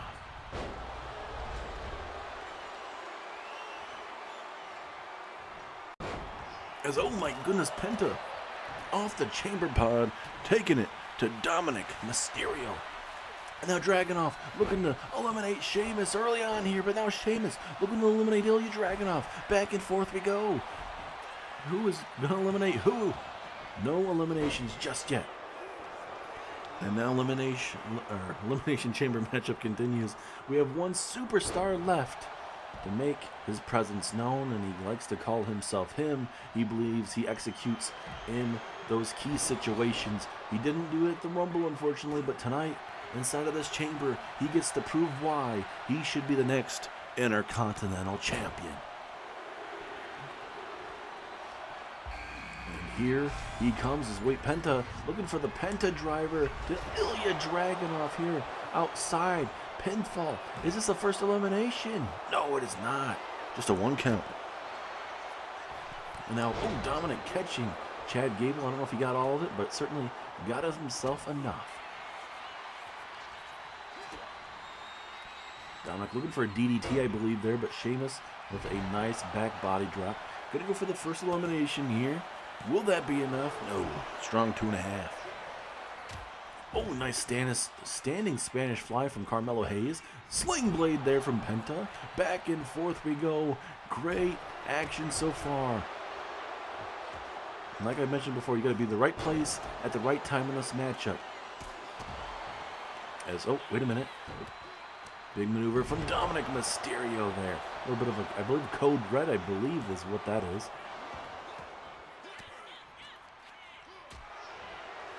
Who's going to be able to walk out with the Intercontinental Championship? So far tonight, it has not worked out in the champion's favor. But like I mentioned in the when Sheamus came down to this ring, if there is one man that can do it, it is that man right there, Sheamus. And look at Chad Gable. He is watching Sheamus go to work here. He is not breaking it up. He realizes Dominic Mysterio could be getting eliminated. Here is a Celtic Cross. There to Dominic. Is Dominic getting eliminated here? 2, 3 is Dominic Mysterio has been eliminated. So no, there will not be a big celebration as two members of Judgment Day being Intercontinental Champion. It was not happening tonight. Ilya Dragunov with those brutal forearms. The Penta, probably a little bit of, I would say, frustration with those strikes, especially losing that European title to Penta at the Royal Rumble. Is now Penta going after Ilya Dragunov going after Chad Gable. And maybe losing the championships will wake up Ilya Dragunov. Losing to Penta, losing to Rey Fenix. As Sheamus coming right off the chamber. Sheamus doesn't need to be going off the chamber. Why would you do that? As now Penta roll up. Another big win over Ilya Dragunov. No, at least not yet. And Penta going crazy here. Uh-oh. We're going to see a Penta driver. Penta driver right there to Ilya Dragunov. Pinfall. Is that enough? 1, 2. No. 2.5. And oh, Carmelo Hayes off the chamber. Now Chad Gable off the chamber possibly. Oh, big boot there from Ilya. Chad Gable trying to use the success that a lot of these superstars used tonight off that chamber is now Dragunov looking for that flying headbutt. But no, Penta moving out of the way. That is a pivotal moment in this matchup. Nice springboard sling blade there. And this match has been off the charts for sure. As Penta not able to connect, but he's able to counter. Big counter, tilt-a-roll backbreaker. And I wouldn't mind seeing Ilya Dragunov and Penta go at it once again on a SmackDown, or if it happened to be on WrestleMania, it would be a great matchup, I believe. I think Penta just caught him on a bad night. Sheamus looking for that brogue kick. Penta looking to eliminate Ilya Dragunov, but no. Matchup will continue for him. As now Sheamus looking for those devastating back breakers here. Oh my goodness. Now Penta, oh, if he hits this is game over. Another Penta driver to Ilya Dragunov. Is that enough? And it is. Ilya Dragunov eliminated. Penta has gotten the upper hand over these last couple weeks here. 2-0 against Penta. As Carmelo Hayes, he's in the high-risk district. This man, Carmelo Hayes, oh my goodness. Landed right on Sheamus. That might be an elimination, is it? Oh, 2.5. So close. He went to the high-risk district on top of the very pod. And Sheamus, I'm honestly, I don't know how he got out of it, but he's surviving it. And now Penta doing the right thing, deciding not to go high risk there. Down to 4. Sheamus, the Intercontinental Champion, still in it. You have Penta, the European Champion. He is still in it. And now Penta going to toss Chad Gable inside the ring. And now Sheamus going to try to toss Carmelo inside the ring. Didn't work out in his favor, but it'll connect with an STO on that metal grating. This is what I'm talking about. Sheamus does not need to do this. Sheamus does not need to do this, but it connects. right to the midsection as a Mexican destroyer to Chad Gable. As Hayes stays in the matchup, Penta looking to eliminate Chad Gable, looking for another Penta driver, this time to Chad Gable. Pinfall opportunity. 1, 2, 3. Gable is eliminated. We are down to 3. Are we going to see elimination by to Sheamus? No. So now we got Carmelo, Penta, and Sheamus. Carmelo looking to eliminate Sheamus. Penta takes out Carmelo Hayes in the meantime. That could have been the opportunity that Carmelo Hayes and Penta needed to eliminate Sheamus. Oh my goodness, Sheamus tossed into the fencing here on Elimination Chamber. And now, look at these head scissors, takes down Carmelo Hayes. Back and forth we go. Sheamus still battling. He is still in this matchup. And now a sling blade to Sheamus. Man, how much more can these guys withstand? Sheamus in a bad predicament. It's a flying senton there from almost like a swanton, actually, of sorts, right there to Sheamus. And now Penta setting up, I believe, Carmelo Hayes. Hayes stirring up to his feet slowly here. And now going to look for maybe a Penta driver. Nope, Carmelo Hayes catches him with a power bomb. Very effective. And now here comes Sheamus with an uppercut. Oh, Mexican Destroyer. Mexican Destroyer out of nowhere to Sheamus. Carmelo's out. Sheamus is out. Penta looking to put away Sheamus. But Carmelo Hayes takes down Penta, though. And now Sheamus in a bad predicament. Big time maneuver from Carmelo. Elimination inbound here. And he is. We will have ourselves a new Intercontinental Champion. Now Penta may be walking out as a double champion, or Carmelo Hayes walks out the new Intercontinental Champion. One guy is walking out with at least one championship. Penta just screwing himself off the top there. Got no bounce off the fencing there, and he might have just screwed himself. And now Penta in a bad predicament. What a maneuver there from Carmelo Hayes. New Intercontinental Champion is him. No, Penta at the very last second. How much more does Penta have in store in this match? Carmelo Hayes cannot get frustrated. And talk about this is a key moment in this match. If he hits this, he wins this match. Oh no! And Penta is going to make him pay. And we're going to see two-champ Penta here too. No! Hayes kicked out. Jeez Louise. What is going on? Both these men putting it all on the line, but both men have been able to capitalize and kick out. Penta, though, I got to believe he's looking for Penta, the Penta driver. Carmelo Hayes, another reversal to Penta. Nice powerbomb reversal. And now Hayes going one more time here, looking to take down Penta. And now again, face first. And now Hayes, will that be enough for him to become the new champion? And it is. Carmelo Hayes is your new Intercontinental Champion. Sheamus was so close, man. Penta and Carmelo Hayes were going after each other. I thought maybe Sheamus might be able to squeak it out. But this is the type of matchup we knew what was going to happen. It was going to be pivotal. I'm surprised Dominic was one of the ones early to be eliminated, if I'm honest with you. But a lot of those guys, they were jumping off the side of the fencing, and I'm surprised of how frequent we've seen it tonight, ladies and gentlemen. But ultimately, Carmelo Hayes is him, and he gets his first singles championship on the main roster. He has a small reign as NXT champion in NXT, but a lot of us don't consider that the main roster. But nonetheless, Carmelo Hayes has his first ever Intercontinental Championship here on SmackDown. What a night it has been, ladies and gentlemen. And it goes out to Carmelo Hayes, the newly crowned Carmelo Hayes. He is him, and he is on Friday Night SmackDown. Man, I'm going to keep his head up, certainly, and he will take that championship in to WrestleMania.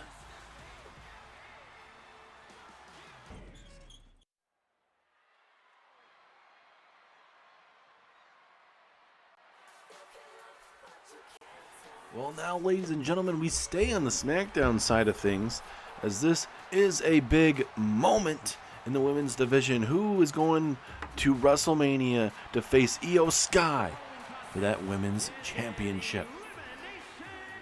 I mean, one of them already had a match earlier on tonight. That was Becky Lynch. She is no longer the Women's Intercontinental Champion, and she is bound to be nowhere close to 100%. But she did get hit with a roll-up. It wasn't like she was knocked out cold with a maneuver. So, I mean, maybe she's going to be given enough time to recuperate, but she will not be 100% in this matchup. And hopefully, for her sake, that she will be able to be in one of the pods and get a couple minutes of rest. We'll see how that will fare in this matchup. Nikki Bella, certainly she earned her way into this matchup. We'll see how she fares. As now, here comes the lady that made her return to WWE. It is AJ Lee. It's a big-time moment for AJ Lee, ladies and gentlemen, getting herself an opportunity. Could you imagine walking out of this chamber, AJ Lee does, and then she goes on to challenge Io Sky? I mean, how crazy would that be? As she is the wife of CM Punk, so that's why you're seeing the lovely Titrons and everything of CM Punk. But I mean, this is literally, a history-making moment for AJ Lee. We still don't know quite if she's part of the SmackDown roster, but hey, ladies and gentlemen, I mean, it is great to see AJ Lee here, and we'll see what she can do on this roster if she were to stay here. But I mean, certainly you got to believe these general managers are working minutes, hours, days to try to get her signed. But I think with her being an Elimination Chamber, certainly, especially on the SmackDown side of things, as there is Becky Lynch. Certainly she looks like she's all good for the most part, but probably got bruises all over the place. On her back, ribs, everywhere. Certainly, for sure. Man, I don't know how this is going to go if Becky Lynch ends up winning this matchup, ladies and gentlemen. She already has one guaranteed championship matchup. If she wins tonight, she gets 2 championship matches. One for one night, one the other night, with Io Sky being the other one. So we'll see how that goes, ladies and gentlemen. It is something that a lot of us, especially all of us, are really kind of looking forward to and seeing how, if Becky Lynch can actually do it. As now here comes Brutality's own Rhea Ripley.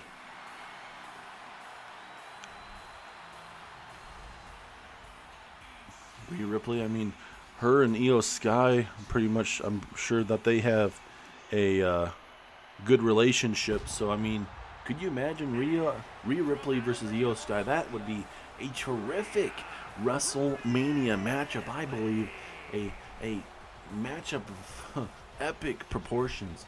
Let's say you have Becky Lynch and Charlotte on one side on Raw. SmackDown, Rhea Ripley, Io Sky. Oof. Bon appetit if you are making up dream matches. And certainly for WrestleMania, well, you have it right then and there. And I mean, for Rhea Ripley, she's all about brutality. Well, you want brutality, you are going to get it in the middle of that ring. Rhea Ripley, she's all known about brutality. I wouldn't be surprised if she hit some of our riptides on that metal grating. It is absolutely going to be brutal. I wouldn't be surprised if she put someone through one of those pods.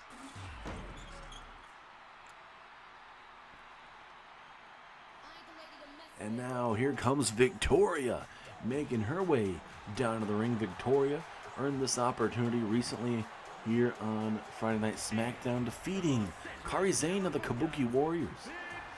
It took a little bit of time, but Victoria got the job done and walked out victorious. And Victoria looks like she's in phenomenal shape, so you very well could get Victoria and Io Sky at WrestleMania. Could you imagine, Victoria coming back to WWE? She came back at the Royal Rumble, did not win the Royal Rumble, but hey, she earned herself an opportunity to get herself into the Chamber, wins the Chamber, goes to WrestleMania in 3 weeks and wins it against Io Sky. How crazy would that be? Would be absolutely epic.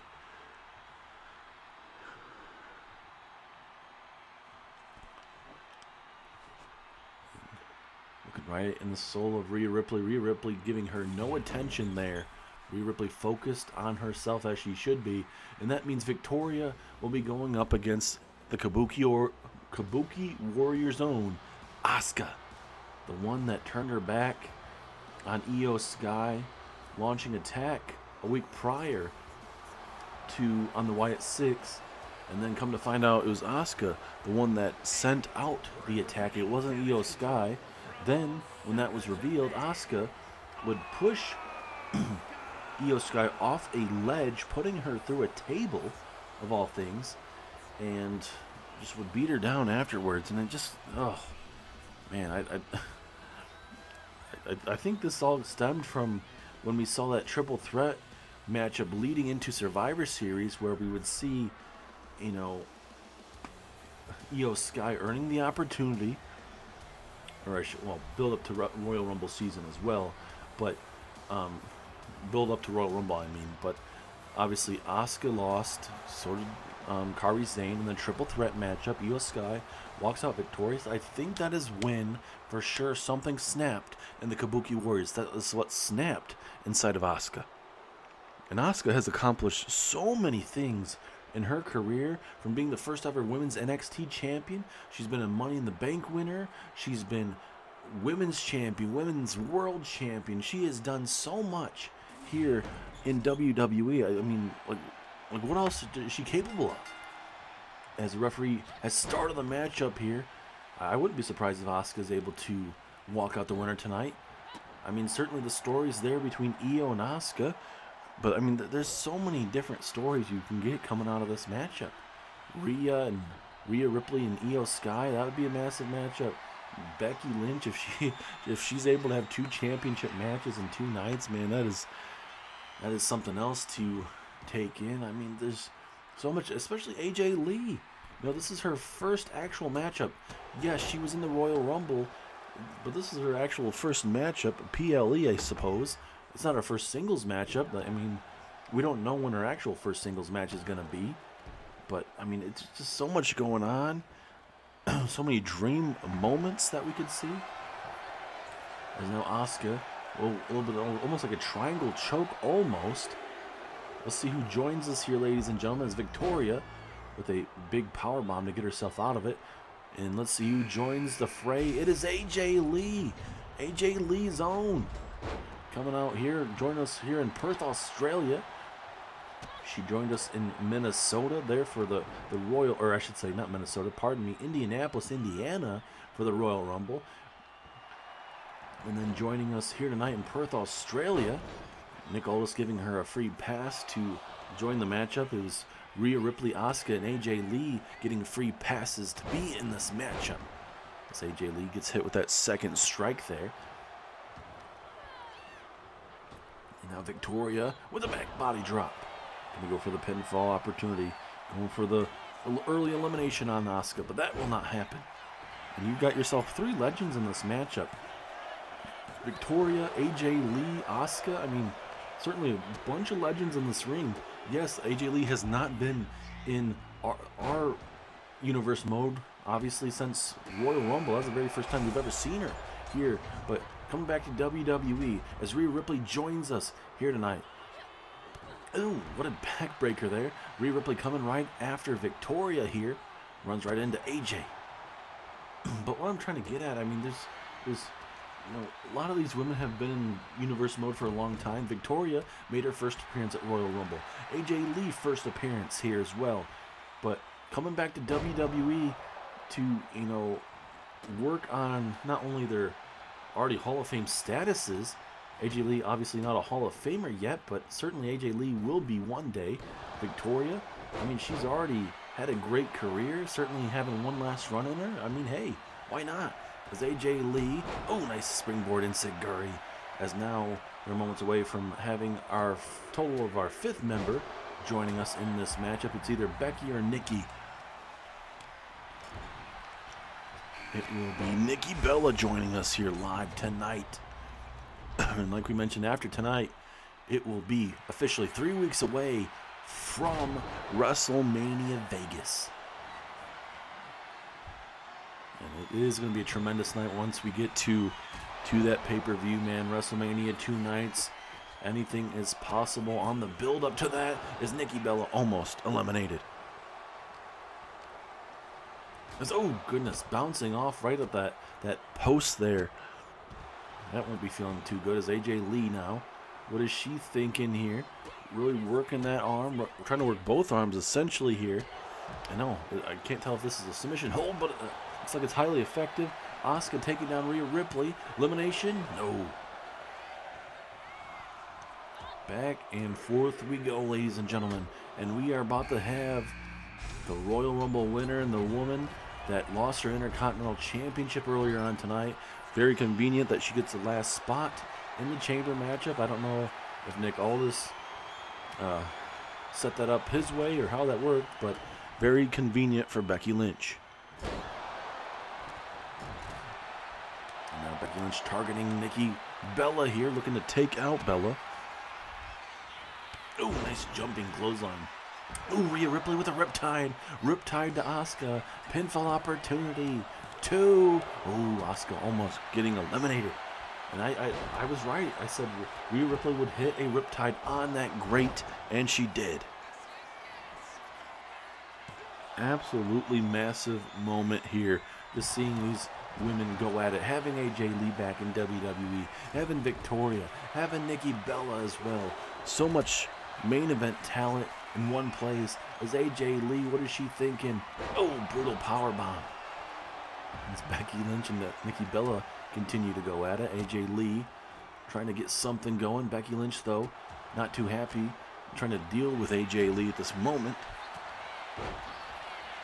Let's see if AJ Lee can eliminate Becky Lynch here. That'd be a massive moment as Victoria with a nice spinning side slam. Will this be enough for an elimination? No. Just a 2. Absolutely massive matchup, ladies and gentlemen, tonight. Every match is massive, but just what we're seeing as a widow's peak to Asuka. Asuka might be eliminated here. Pinfall referee is right there. 2. No, 2.5. How much longer can you withstand it as Asuka getting taken out by Victoria? AJ Lee looking to eliminate Becky Lynch. 2. An early 2 count. Nikki Bella doing the right thing. She doesn't need to do anything. As Victoria from the high-risk district jumping off the fence. Right now, Asuka's getting her butt kicked. And now Rhea Ripley. Oh, I thought she was going to hit a riptide maybe, but deciding not to do it at that moment. And now, wait a minute, Becky Lynch. Becky Lynch looking for the disarmer. Looking for the disarmer here on AJ Lee. But it did not work out in her favor. Now, AJ Lee going to toss Becky Lynch to the outside. And now AJ Lee and Asuka. First time ever type of moment between these two women going at it. Now, Nikki Bella, she's going to look to capitalize. Did you see, as soon as Rhea Ripley got taken out of the picture, she is going to look to capitalize. Is Asuka now hooking away on AJ Lee? No. It looks like Nikki Bella was able to do something to Rhea Ripley. Obviously, we didn't have the camera angle as a two-handed choke slam of sorts by Victoria. And now Nikki Bella, oh my goodness, she, again, these men and women tonight have done great things, realizing when they would be in danger. AJ Lee might have to tap out, but no, luckily she does not. Becky Lynch gets hit with a DDT, though. Who will be the first elimination, ladies and gentlemen?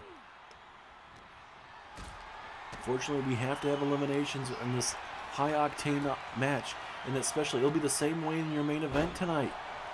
There might be some guys in that matchup that you guys want to win, but aren't going to. There's a big boot there from AJ Lee, pardon me, as Victoria with a vicious backbreaker. And now Widow's Peak to Nikki Bella, but Nikki Bella able to get out of it. Obviously, Nikki Bella knows that maneuver so well as a Bella Buster. And now AJ Lee could be the very first one eliminated. Referee is in position with the pinfall. 2. No, big kick out. And Becky Lynch probably could have eliminated Victoria, but the referee was dealing with Nikki Bella and them. The Beck's bottom out of nowhere. Is this it? No. Nikki Bella connecting with a different variation of a rack attack. AJ Lee might be the first one eliminated. 3, yes it is. AJ Lee is eliminated. And now we are down to 5. And it's a damn shame that AJ Lee is the very first one eliminated, but it just happens to be the way it is. I believe a Riptide just got hit on Asuka. She's eliminated, and now we are down to 4.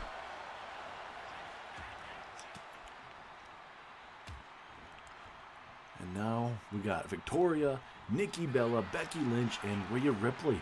A star-studded 4-way situation going on. There's a big headbutt there from Rhea. And now, do or die time for Victoria. Oh no. Oh no, that ribs, the back, everything in between. If I'm Becky Lynch, this is an easy elimination here. But no, Victoria able to fight out of it.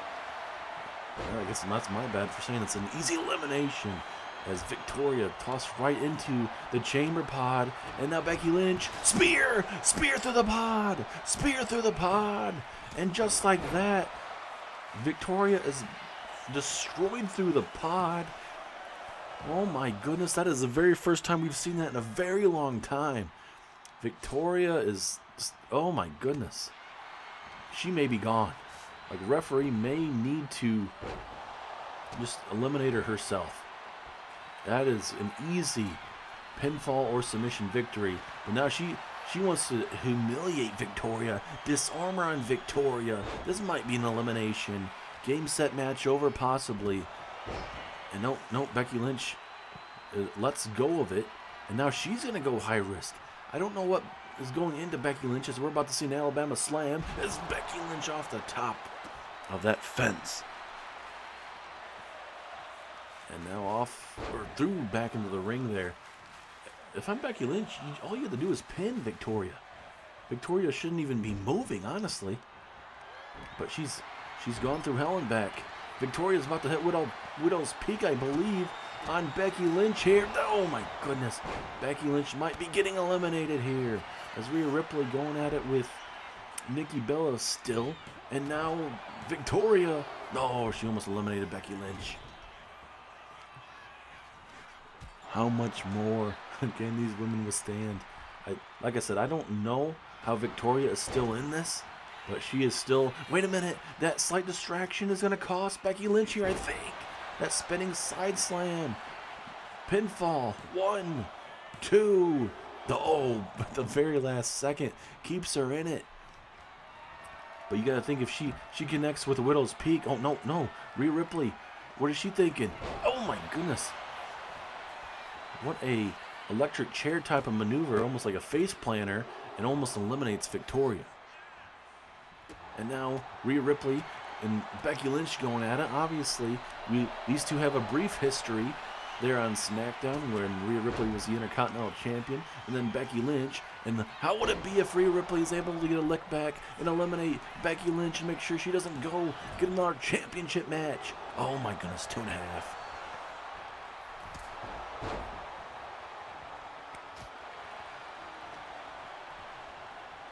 Ooh, nice back suplex, Bella Buster there. Takes down Victoria. Will that be enough to eliminate the WWE Hall of Famer? 2. No, 2.5. How much more can, do to a woman? The clotheslines here. Again from Rhea Ripley. And now Rhea gonna turn her around for a good old... Oh, she was going for a I believe, a knee strike. Victoria, though, gonna catch her. Oh my goodness. Is that Widow's Peak all she wrote? Pinfall. 2. No, Rhea kicks out. And now Becky Lynch looking to come right after Victoria. Victoria, oh goodness, that was almost like a palm strike right to the chest. And now a pinfall opportunity for Victoria. Can you imagine if she eliminates Becky Lynch? And she does! Becky Lynch eliminated by Victoria. And now we are down to 3. Nikki Bella, Victoria, and Rhea Ripley. If you told me these were the last 3, I probably wouldn't believe you, especially after what Becky Lynch did to Victoria, putting her through the Elimination Chamber pod. Victoria doing the right thing, staying out of the way, as now Rhea Ripley trying to make Nikki Bella tap out here, center of the ring, and Nikki Bella has to tap out. There is an elimination, and now we are down to Victoria and Rhea Ripley. Oh my goodness, what a tailbone maneuver there. That ain't going to be feeling too good. And now here comes, oh, nice reversal from Victoria, reversal from Rhea Ripley, and now has her up here. Gonna hit with that front face slam, pardon me. Front face slam. Is that the knockout blow? And nope, she's gonna go for submission. Here we go. Submission. Well, that's what just eliminated the previous person that was in the matchup. Will Victoria have to tap out? Yes, she does. And that means at WrestleMania, we are getting Rhea Ripley and Io Sky for the Women's Championship. Holy mackerel, ladies and gentlemen. A matchup of all epic proportions. What a night it has been Elimination Chamber wise. And that means that we have one more Elimination Chamber. We do have a little bit of a breather in between because we have a TLC match coming up next. But man, I'm surprised Victoria was the second to last person in this matchup. AJ Lee was the very first one eliminated, but still just bam, Bella Buster. We've seen the Rack Attack. We've seen Disarmers right here. Looking for that jumping knee. Victoria wanted to get herself some of Rhea Ripley, but right here, Rhea Ripley gets the upper hand and bam, makes her tap out. And Rhea Ripley, she has herself an opportunity to become champion once again here at the grandest stage of them all. Rhea Ripley, Io Sky at WrestleMania.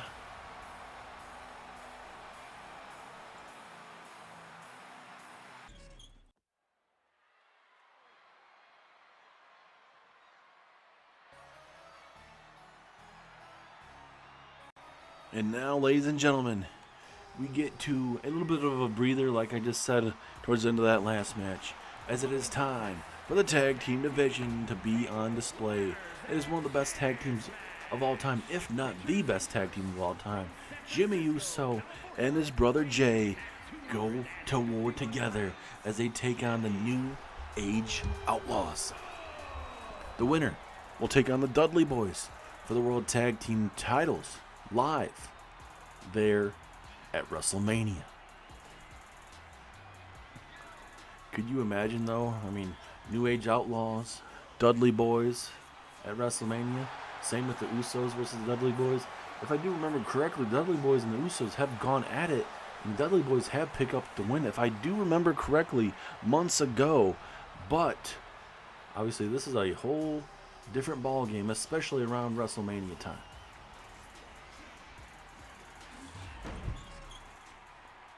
Now we get to hear from the lovely New Age Outlaws in just a matter of moments, but it is time to yeet here in Perth, Australia, as its main event, Jey Uso.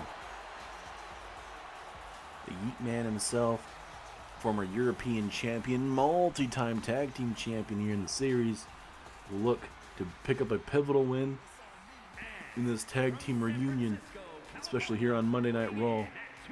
Looking to get themselves a tag team championship opportunity live there at WrestleMania.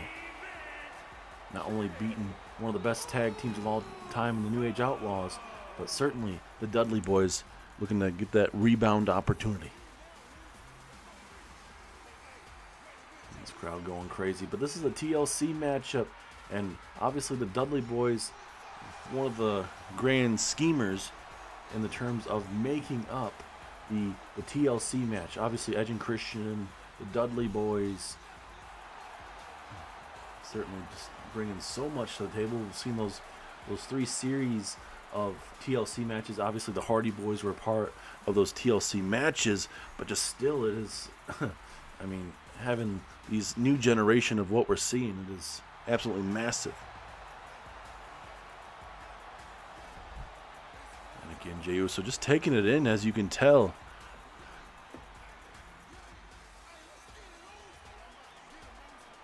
A big time TLC matchup, and just live here in a matter of moments as we get to hear from the New Age Outlaws as they are officially back in WWE. Your ass better call somebody. Certainly Road Dogg and Billy Gunn's, certainly for them being older guys, is certainly in phenomenal shape. Mr. Ass, Billy Gunn, Road Dogg, Jesse James, the New Age Outlaws. And obviously they haven't been here in Universe Mode too much, but certainly they've getting those opportunities. They have beat the Dudley Boys in a non-title matchup, and certainly they believe that they should be next in line for those titles.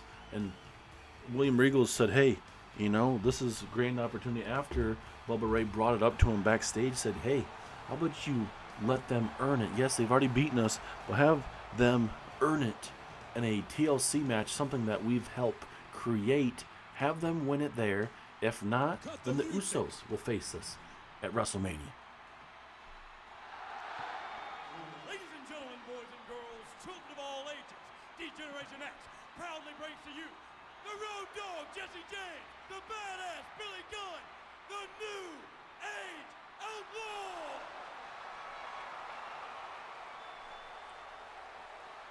And of course, if you're not down with that, we got 2 words for you. Suck it. And there you go, ladies and gentlemen, as the TLC match is about to get underway. Who is going to WrestleMania to challenge the Dudley Boys for the tag team titles?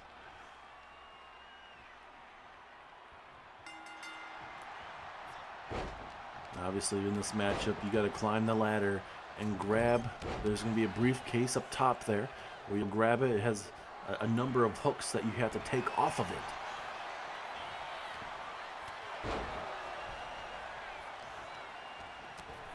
Jimmy with those big old makers there to Billy Gunn, but still, I mean, early on with these massive strikes. And yes, it isn't a Money in the Bank briefcase. We didn't have anything else to put it in, but certainly it should be okay because there is technically a contract in there. As Jey Uso hyping up the crowd, and bam, big strike there. As it's getting very wild here at ringside as Jey Uso with a big time swinging neck breaker there. Ooh, a nice super kick as well from Jimmy Uso. Back and forth we go. And out Jimmy, oh, I thought he was going to jump, but he realized Billy Gunn was going to be changing up the trajectory of what he was trying to do. And oh, big jumping forearm strike takes down Jimmy Uso. Right hand manned, and also Jimmy Uso, oh goodness. Obviously the Usos, they work well as a tag team. Certainly Jay going in the singles route briefly, and Jimmy doing his own thing as well. But, you know, they work the best together as a tag team. Doesn't mean obviously they can't go their own ways still, but, you know, for main event Jey Uso and company, certainly the best thing for them is probably the tag team division. Nice jumping clothesline. As back and forth we go, and down goes Road Dogg there at ringside. Now Jay looking to climb the ladder, but Billy Gunn's like, heck no, we're not going to allow this to happen.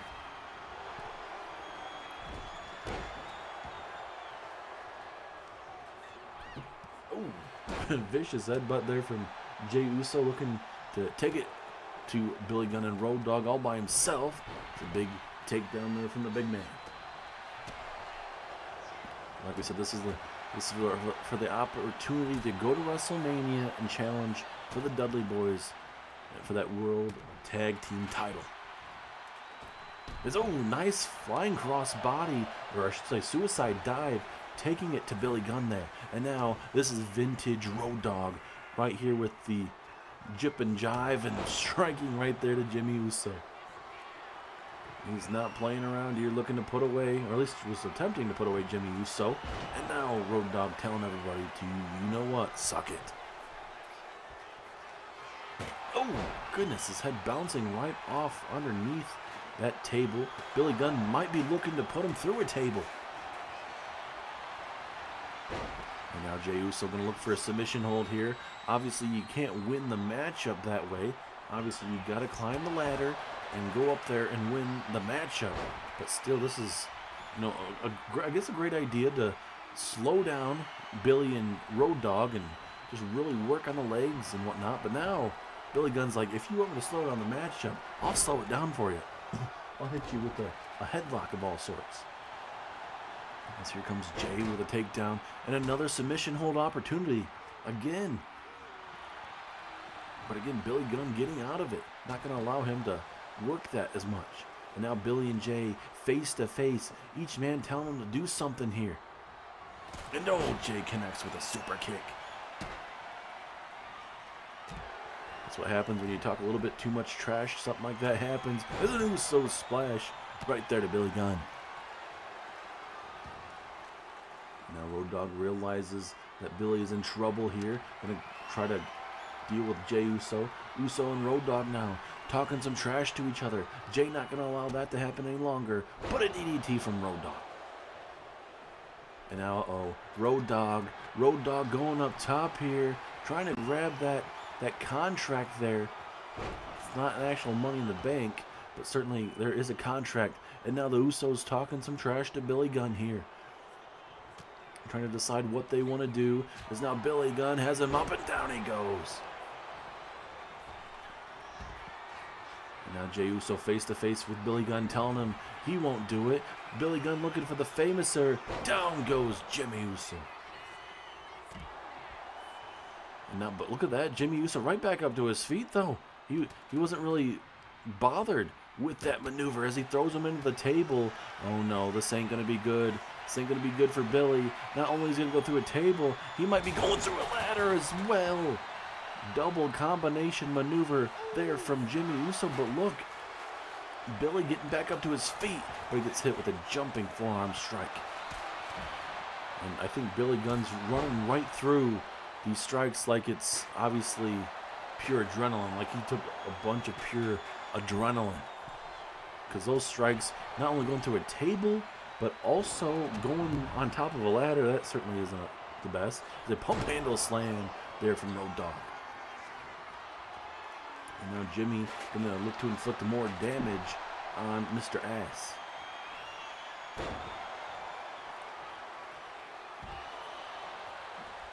All for that opportunity to go to WrestleMania, a guaranteed world title matchup. Something's got to give. As Jey looking for maybe a cutter there of sorts. But, ooh, nice bulldog there. Jimmy went all the way over there just to get a steel chair. He probably could have grabbed one underneath the ring. Decided not to do it at that opportune time. It's been a great night so far of professional wrestling action. We've seen a bunch of new champions. Randy Orton, new U.S. champion.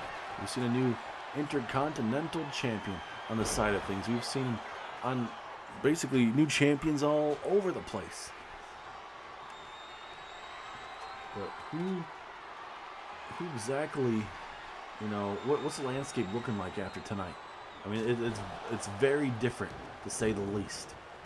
Liv Morgan, new women's Intercontinental champion. Bianca Belair, new United States champion. Randy Orton, new U.S. champion. As a Uso splash to Billy Gunn. And now Jay looking to go up top here, taking his time. This is the first time I think one of these guys have been able to actually try to touch the contract here. Seems like he's having issues with the contract there. Can he grab it? Oh, wait a minute. Does he got it? Does he? Maybe? No, he does not. And he gets hit with a power bomb right there in the bottom of the ladder there. And now Billy Gunn setting up Jey Uso here. Mr. Ass looking for that famouser. Bam! Right there to Jey Uso. Jimmy takes out Road Dogg. And now we got ourselves a split matchup here again. Into a cutter there. Takes down Jimmy. And oh goodness, right to the back of the neck as well to the actual back. All hell is breaking loose here live at Elimination Chamber. Jimmy taken out of the equation. Jey Uso taken out of the equation. All for the opportunity to go to WrestleMania. Dudley Boys could probably be loving this right now.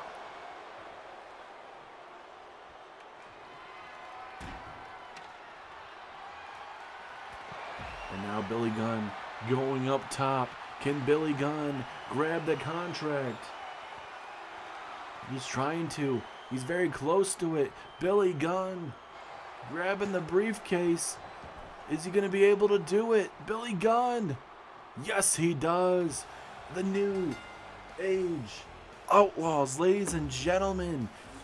Inside of that contract, that briefcase that says Money in the Bank, even though it's not Money in the Bank, it is official. Dudley Boys, New Age Outlaws, live there at WrestleMania, defeating the Usos once again.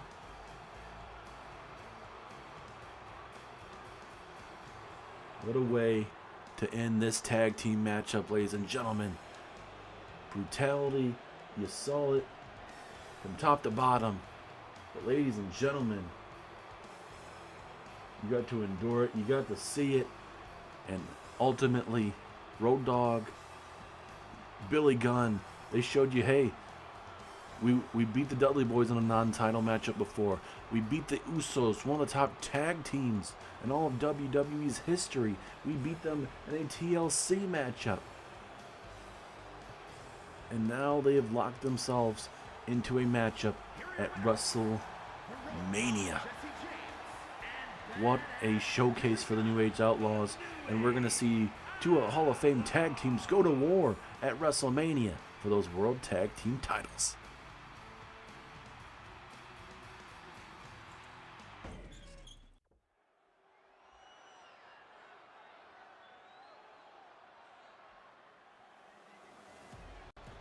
And now, ladies and gentlemen, it is the time we've all been waiting for. Who is going to face John Cena in his farewell match at WrestleMania for the undisputed WWE Championship?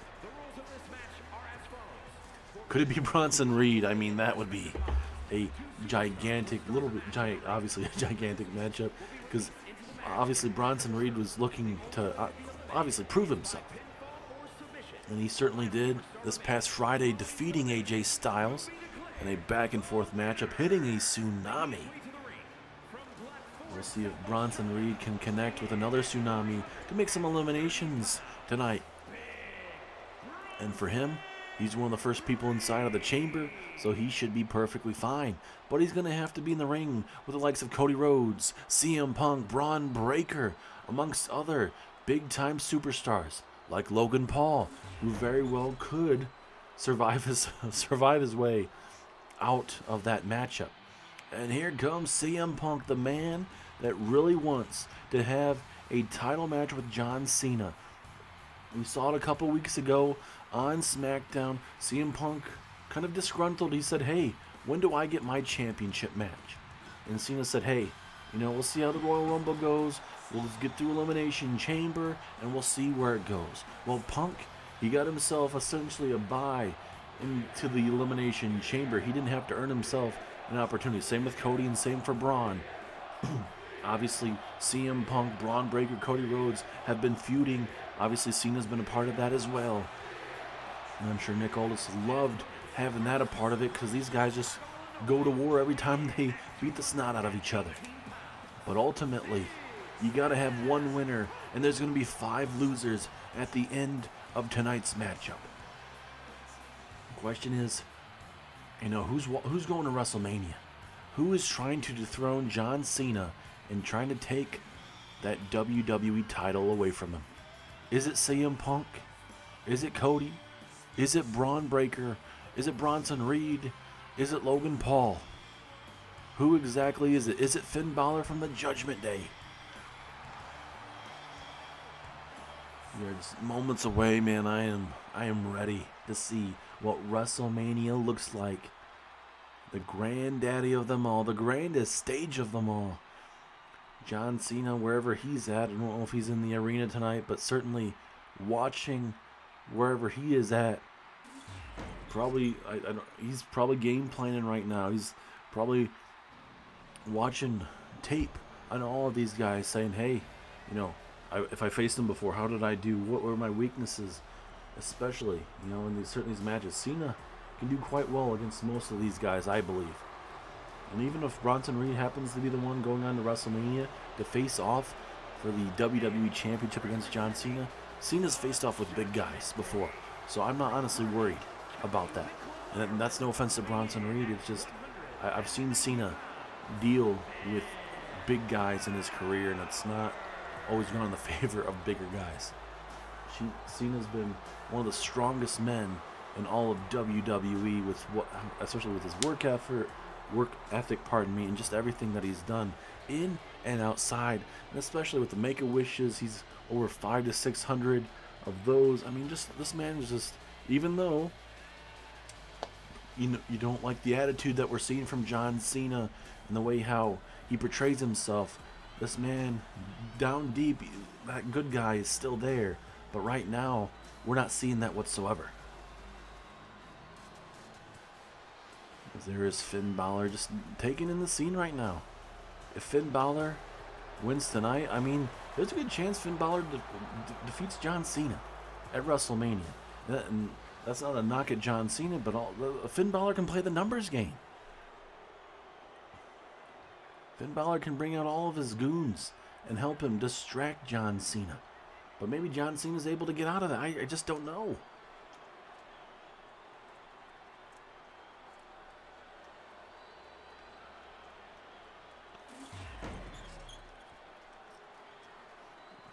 Now we're just waiting for all the chamber participants, as it looks like we're going to have Cody Rhodes being in the last pod here in this matchup, as it is the American Nightmare, Cody Rhodes. Rhodes was the runner-up in the Royal Rumble. It came down to him and Mark Henry. And Mark Henry came down with the World's Strongest Splash, as well as the World's Strongest Slam. And ultimately, Mark Henry would throw him on the apron. Cody would give up a little bit of a fight, but Mark Henry was able to push him off. And it just did not turn out the way that they wanted it, at least for Cody, to turn it out the way that he wanted. And ultimately, Nick Aldis, with the lack of time, per se, trying to move up Elimination Chamber and everything, well, we saw what happened. Cody Rhodes a part of the Elimination Chamber, like we mentioned. Cody, Punk, and Breaker all getting, I guess you could call it buys. They didn't have to earn their way in, essentially. But tonight, this is a pivotal match for all 6 competitors to get themselves that opportunity to go on to main event. Not main event WrestleMania, but essentially, if it's going to feel like a main event of WrestleMania, because you're going against John Cena, his very last match here in Universe Mode. Doesn't mean that we won't see John Cena make appearances in Universe Mode. It just won't be in wrestling capacity. But he will be done at WrestleMania. And Cody Rhodes, he wants to get his shot back. At the Royal Rumble, he lost to John Cena. Cena retained over Cody Rhodes. Rhodes wants another opportunity at that championship. But he's going to have to go through 5 other dudes to get that job done tonight.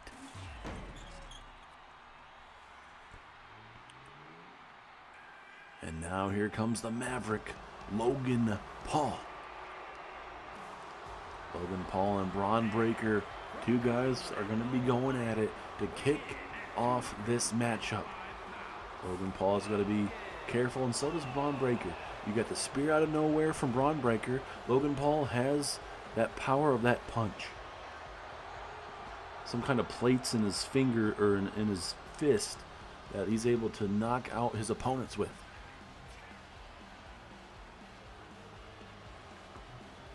I mean, Logan Paul versus John Cena, I mean, that's a decent matchup, but I mean, certainly that's not a matchup everyone really wants to see. I'm sure there's plenty of these five that you guys want to see. I'm sure Logan Paul, John Cena for the WWE title at Wrestlemania is certainly not one of them. And if I'm one of you guys, I don't want Logan Paul and John Cena in his retirement match. Far from it. I could probably tell you who I'd want, but I don't want it to seem like I'm, going towards a single way. I mean, I'm just a commentator. I feel like most of these matches at WrestleMania would be big time opportunities. Logan Paul, Cena, I don't know how I'd feel about it. I guess we'd have to see what the build-up would look like. As Paul looking at Cody taking it all in here. As we wait for the badass, Braun Breaker. If we saw Breaker and Cena again, I think I would really enjoy that rematch between Breaker and John Cena. Obviously, Breaker, he believes he's the next generation, the guy that you build your company around. There's a lot of guys here in this company that you believe are starting to be the guys of that. Breaker very well could be that. We see earlier on tonight, Carmelo Hayes, the new Intercontinental Champion. We know the history there in NXT with Braun Breaker and Carmelo Hayes. And both of these guys being on the main roster, slowly taking it over.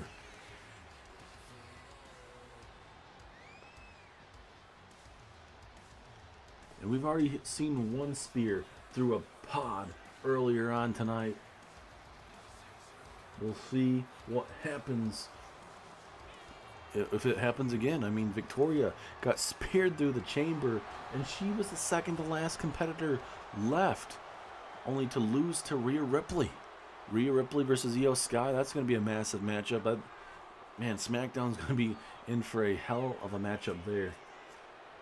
Can't wait to see the build-up for that matchup. I mean, like we mentioned, Carmelo Hayes, new Intercontinental Champion. There's so much fallout from what we saw tonight that I can't wait to see on Raw and SmackDown. Here we go, Logan Paul, Braun Breaker. Something's got to give here tonight. A swinging neck breaker early from Paul. Big elbow to Braun Breaker. And this is what Paul needs to do. Keep Breaker on his back. Try to slow him down as much as possible. And big punch to the ear of Braun Breaker. That will not feel good. Logan Paul looking to have his opportunity here, especially on SmackDown. His breakout moment. Logan Paul believes this is the perfect opportune time. He believes that everybody wants to see Logan Paul, John Cena, but I'm sure there's everyone here at home and everyone here watching this show that do not want Logan Paul to win this. Going for the moonsault did not work out in his favor, as we are just moments away from figuring out who is joining us. Who is the first competitor to join us here tonight? Pinfall, or no, not pinfall, sorry. Thought I was thinking about pinfall. American Nightmare, Cody Rhodes joins us first. And now look at Breaker. An innovative way to... Oh, look at this. Almost like a Steiner rack of sorts, trying to submit Logan Paul, and Rhodes right there. Takes down Breaker and looking to go to work on Logan Paul here. Now a pinfall opportunity. Cody Rhodes looking to eliminate Logan Paul. No. And over the top rope you go. Down goes Cody. And no, this is not what you want if you are Logan Paul, ladies and gentlemen. And now we go to the next matchup here. Or I should say the next person to come out. Here we go. Who's going to join us next? It is CM Punk is the next competitor to make his way down to the ring via his pod. Punk, and we know the history between Punk and Breaker, Punk and Cody Rhodes. Breaker has had CM Punk's number as of late. It's now Logan Paul. Oh my goodness, this is not where you want to be if you're Cody Rhodes. You don't know what Logan Paul is going to do. It's almost just trying to make him very dizzy, but also just trying to, maybe he might use the chamber to his advantage. We can't really tell from this angle. Is Logan Paul taking down Cody Rhodes here? We don't know exactly what he did. And now, off the top of the pod, oh my goodness! Logan Paul looking to eliminate Cody Rhodes. Breaker with a gut buster. And now we got Reed or Balor up next. Now Logan Paul, oh no, he's going high risk. He's going all out. As here comes the big man, Logan Paul. Or Bronson Reed to Logan Paul, but that does not happen. There's a spear. Spear to CM Punk. Could that be enough to put him away? Ooh, very close. He would not be too happy if he... CM Punk would not be happy if that's what happened. And now we just wait for Finn Balor to make his way down to the said ring. And when I keep saying to said ring, it's obviously they're not coming down the ramp, but they're coming out of their pod. But certainly, it's all for the advantage to go to face off with John Cena at WrestleMania. Mr. Hustle, loyalty, and respect. And we are about to see Finn Balor get out of his pod. Here we go. Obviously, the matchup has officially started. We didn't have to wait for Balor, but now you get to see a possible roll-up here, cradle to Bronson Reed. Didn't work out in his favor as it continues. And look at Finn Balor stretching out Logan Paul. Logan Paul doing everything in his favor to keep himself in this matchup. Punk now Russian leg sweep to Bronson Reed. Now here comes Cody Rhodes. Little flashback to his father there with that bionic elbow right there to Logan Paul. And now Cody taking down Braun Breaker. And now Cody, oh, nice springboard enziguri. Logan Paul, though, from behind. Nope, taking down Logan Paul as well. Obviously, Finn Balor, Cody Rhodes have a long history against each other, especially when Judgment Day was happening and everything on Monday Night Raw a couple years back.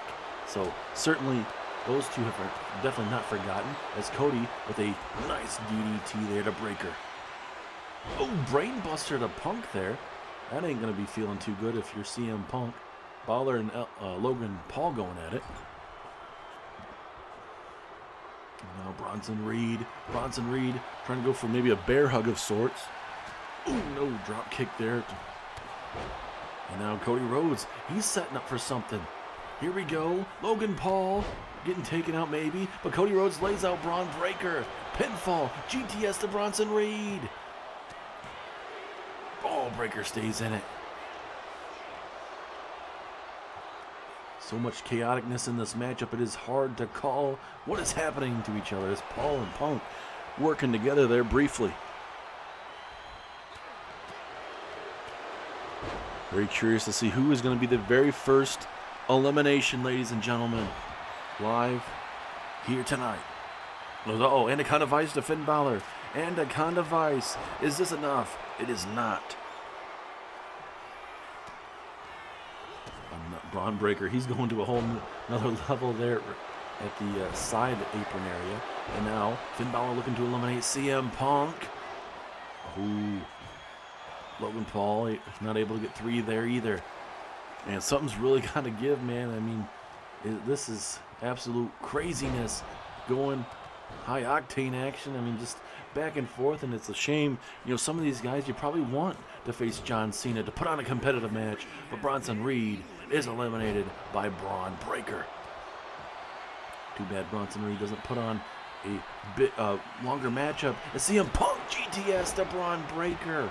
Is that enough for an elimination? 1, 2. No, Breaker kicks out, and look on the face of CM Punk. He cannot believe it. But look at the moonsault. Moonsault takes out Punk. And now Rhodes coming after Braun Breaker. This is where you have to decide, if you're Cody Rhodes, who do you go after? Who do you believe is the most dangerous? Do you go after Breaker? Do you go after Punk? As Breaker's eliminated after that brutal moonsault there. As Paul, we're going to go for a pinfall. We are down to 4. Is this enough? 2. No. You got Balor. You got Paul. You got Rhodes. You got Punk. As Breaker having to walk to the back. Unfortunately, Logan Paul, high risk opportunity. Oh, wait, is he? Wait a minute. Hold on. Rhodes with a pedigree to CM Punk. I don't know if Logan Paul connected on Finn Balor or not. It doesn't matter at this time. It's Finn Balor. Oh, goodness, he didn't connect barely whatsoever on it. Cody Rhodes is looking to hit the final nail in the coffin on CM Punk. Here we go. Crossroads. Crossroads. CM Punk is busted open. Will that be enough for elimination? 2, 3 it is. CM Punk has been eliminated, and now we are down to 3. And now Crossroads right there to Logan Paul on the metal grating. Referee is right there. Pinfall. 1, 2. No. Logan Paul kicks out. Oh my goodness. Now Rhodes and Balor. Obviously we brought up that history together as Logan Paul trying to take it to Cody Rhodes. And this might be the time where Finn Balor and Logan Paul work together to eliminate Cody, so those two can go at it. Nice stunner there from Finn Balor, almost like a jawbreaker of sorts. Logan Paul now. No! No! Knockout blow to Cody Rhodes. Is this going to be a win for Logan? Oh, 2.9 Logan Paul. He hit him with that massive knockout blow, and Rhodes just pure adrenaline at that opportune time. And Finn Balor's like, you know what? If you can't eliminate him, I will. Here comes Finn Balor with the 19-16 to Cody Rhodes. Is that enough to eliminate Cody too? No. Rhodes kicks out at 2.5. Now you're feeling Logan and Finn working together here, as they should here. Cody Rhodes probably has the highest winning ability in this match left. No offense to Logan Paul and Finn Balor, as Finn with a big elbow right across the chest. Now trying to eliminate Logan Paul. Here we go. Referee is in position. 2. No, Logan Paul stays in it. This is all to go to WrestleMania to face the WWE Champion. Cody, what are you doing? Cody didn't have to do that, but he wants to stay in this matchup as long as possible. And now here comes Logan Paul with these devastating strikes. Now Cody's down. Balor's down. Who do you go after is the question. And now Finn Balor setting up Logan Paul, I believe. Here we go. Looking for a 19-16. Dropping him right on his head. And now Cody gonna, I guess Finn Balor allow him, actually being able to go for the pinfall. And he does. And now we're down to 2 with a strong history between these two. Logan Paul made it to the final 3. Now you have Finn Balor and Cody Rhodes. Will Balor have to tap out? No. Not too much damage done to the legs of, obviously, Cody Rhodes just yet. Back in the ring we go. Something's got to give here, though. 2 top guys on SmackDown. Something has got to happen here. And now, wait a minute. Cody. He's looking for the figure 4. Figure 4 leg lock to Finn Balor. But Finn Balor flipping it. He's flipping it. And now Cody Rhodes is in discomfort. Can you imagine if Finn Balor is able to go on to WrestleMania, getting his big time moment? And now Cody. Looking for the pedigree. Pedigree. No, Finn Balor. Finn Balor with a reversal. Pivotal reversal in this matchup for Finn. He desperately needed that. If he had any chance of winning this matchup, Finn Balor desperately needs to pull out anything he can right now. And he gets it! Finn Balor gets it! Finn Balor is going to WrestleMania, and he's challenging for the WWE title. Unfortunately for Cody Rhodes, again, runner-up at the Royal Rumble, the runner-up tonight at Elimination Chamber, so that now means he has no championship match at this moment. What a way to end the Elimination Chamber. We still got to hear from Brock Lesnar tonight, but still, ladies and gentlemen, what a match. Finn Balor, though, walks out victorious. He's going to WrestleMania. As you see right here, Finn Balor is going on to WrestleMania. Holy mackerel, ladies and gentlemen. Certainly, probably not something you probably were expecting, but Finn Balor gets back to where he wants to be, and that being a top guy on SmackDown.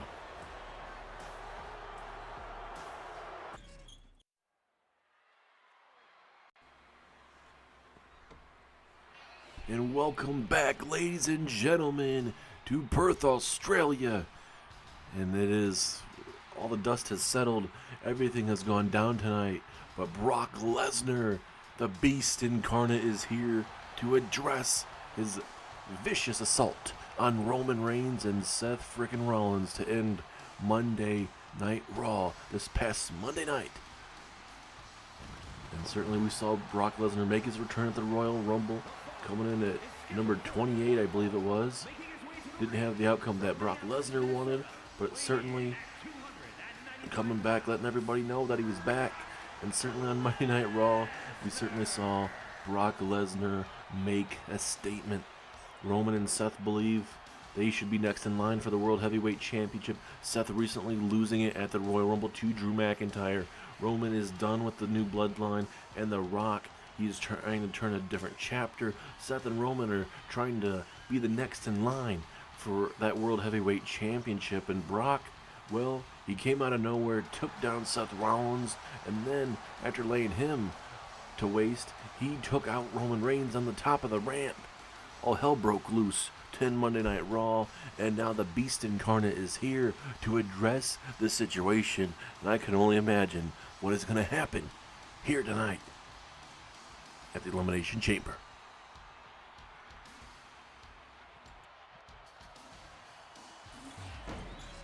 Roman, Seth, I'm not here to play games. On Raw, I didn't send a message. I showed you exactly where you stand when I decide to get involved. You two have spent years proving how tough you are. Main events, championships, WrestleManias.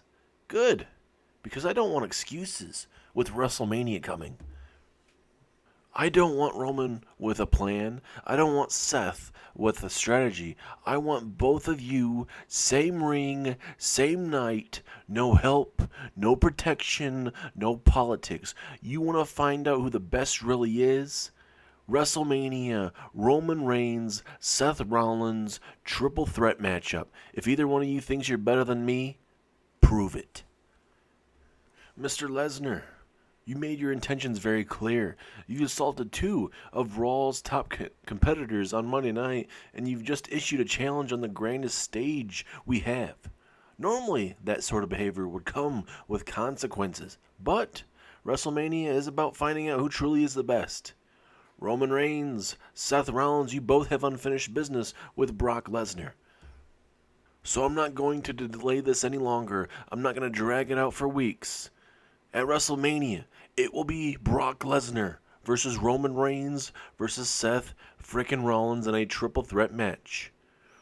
You wanted a competition, Mr. Lesnar? You got it.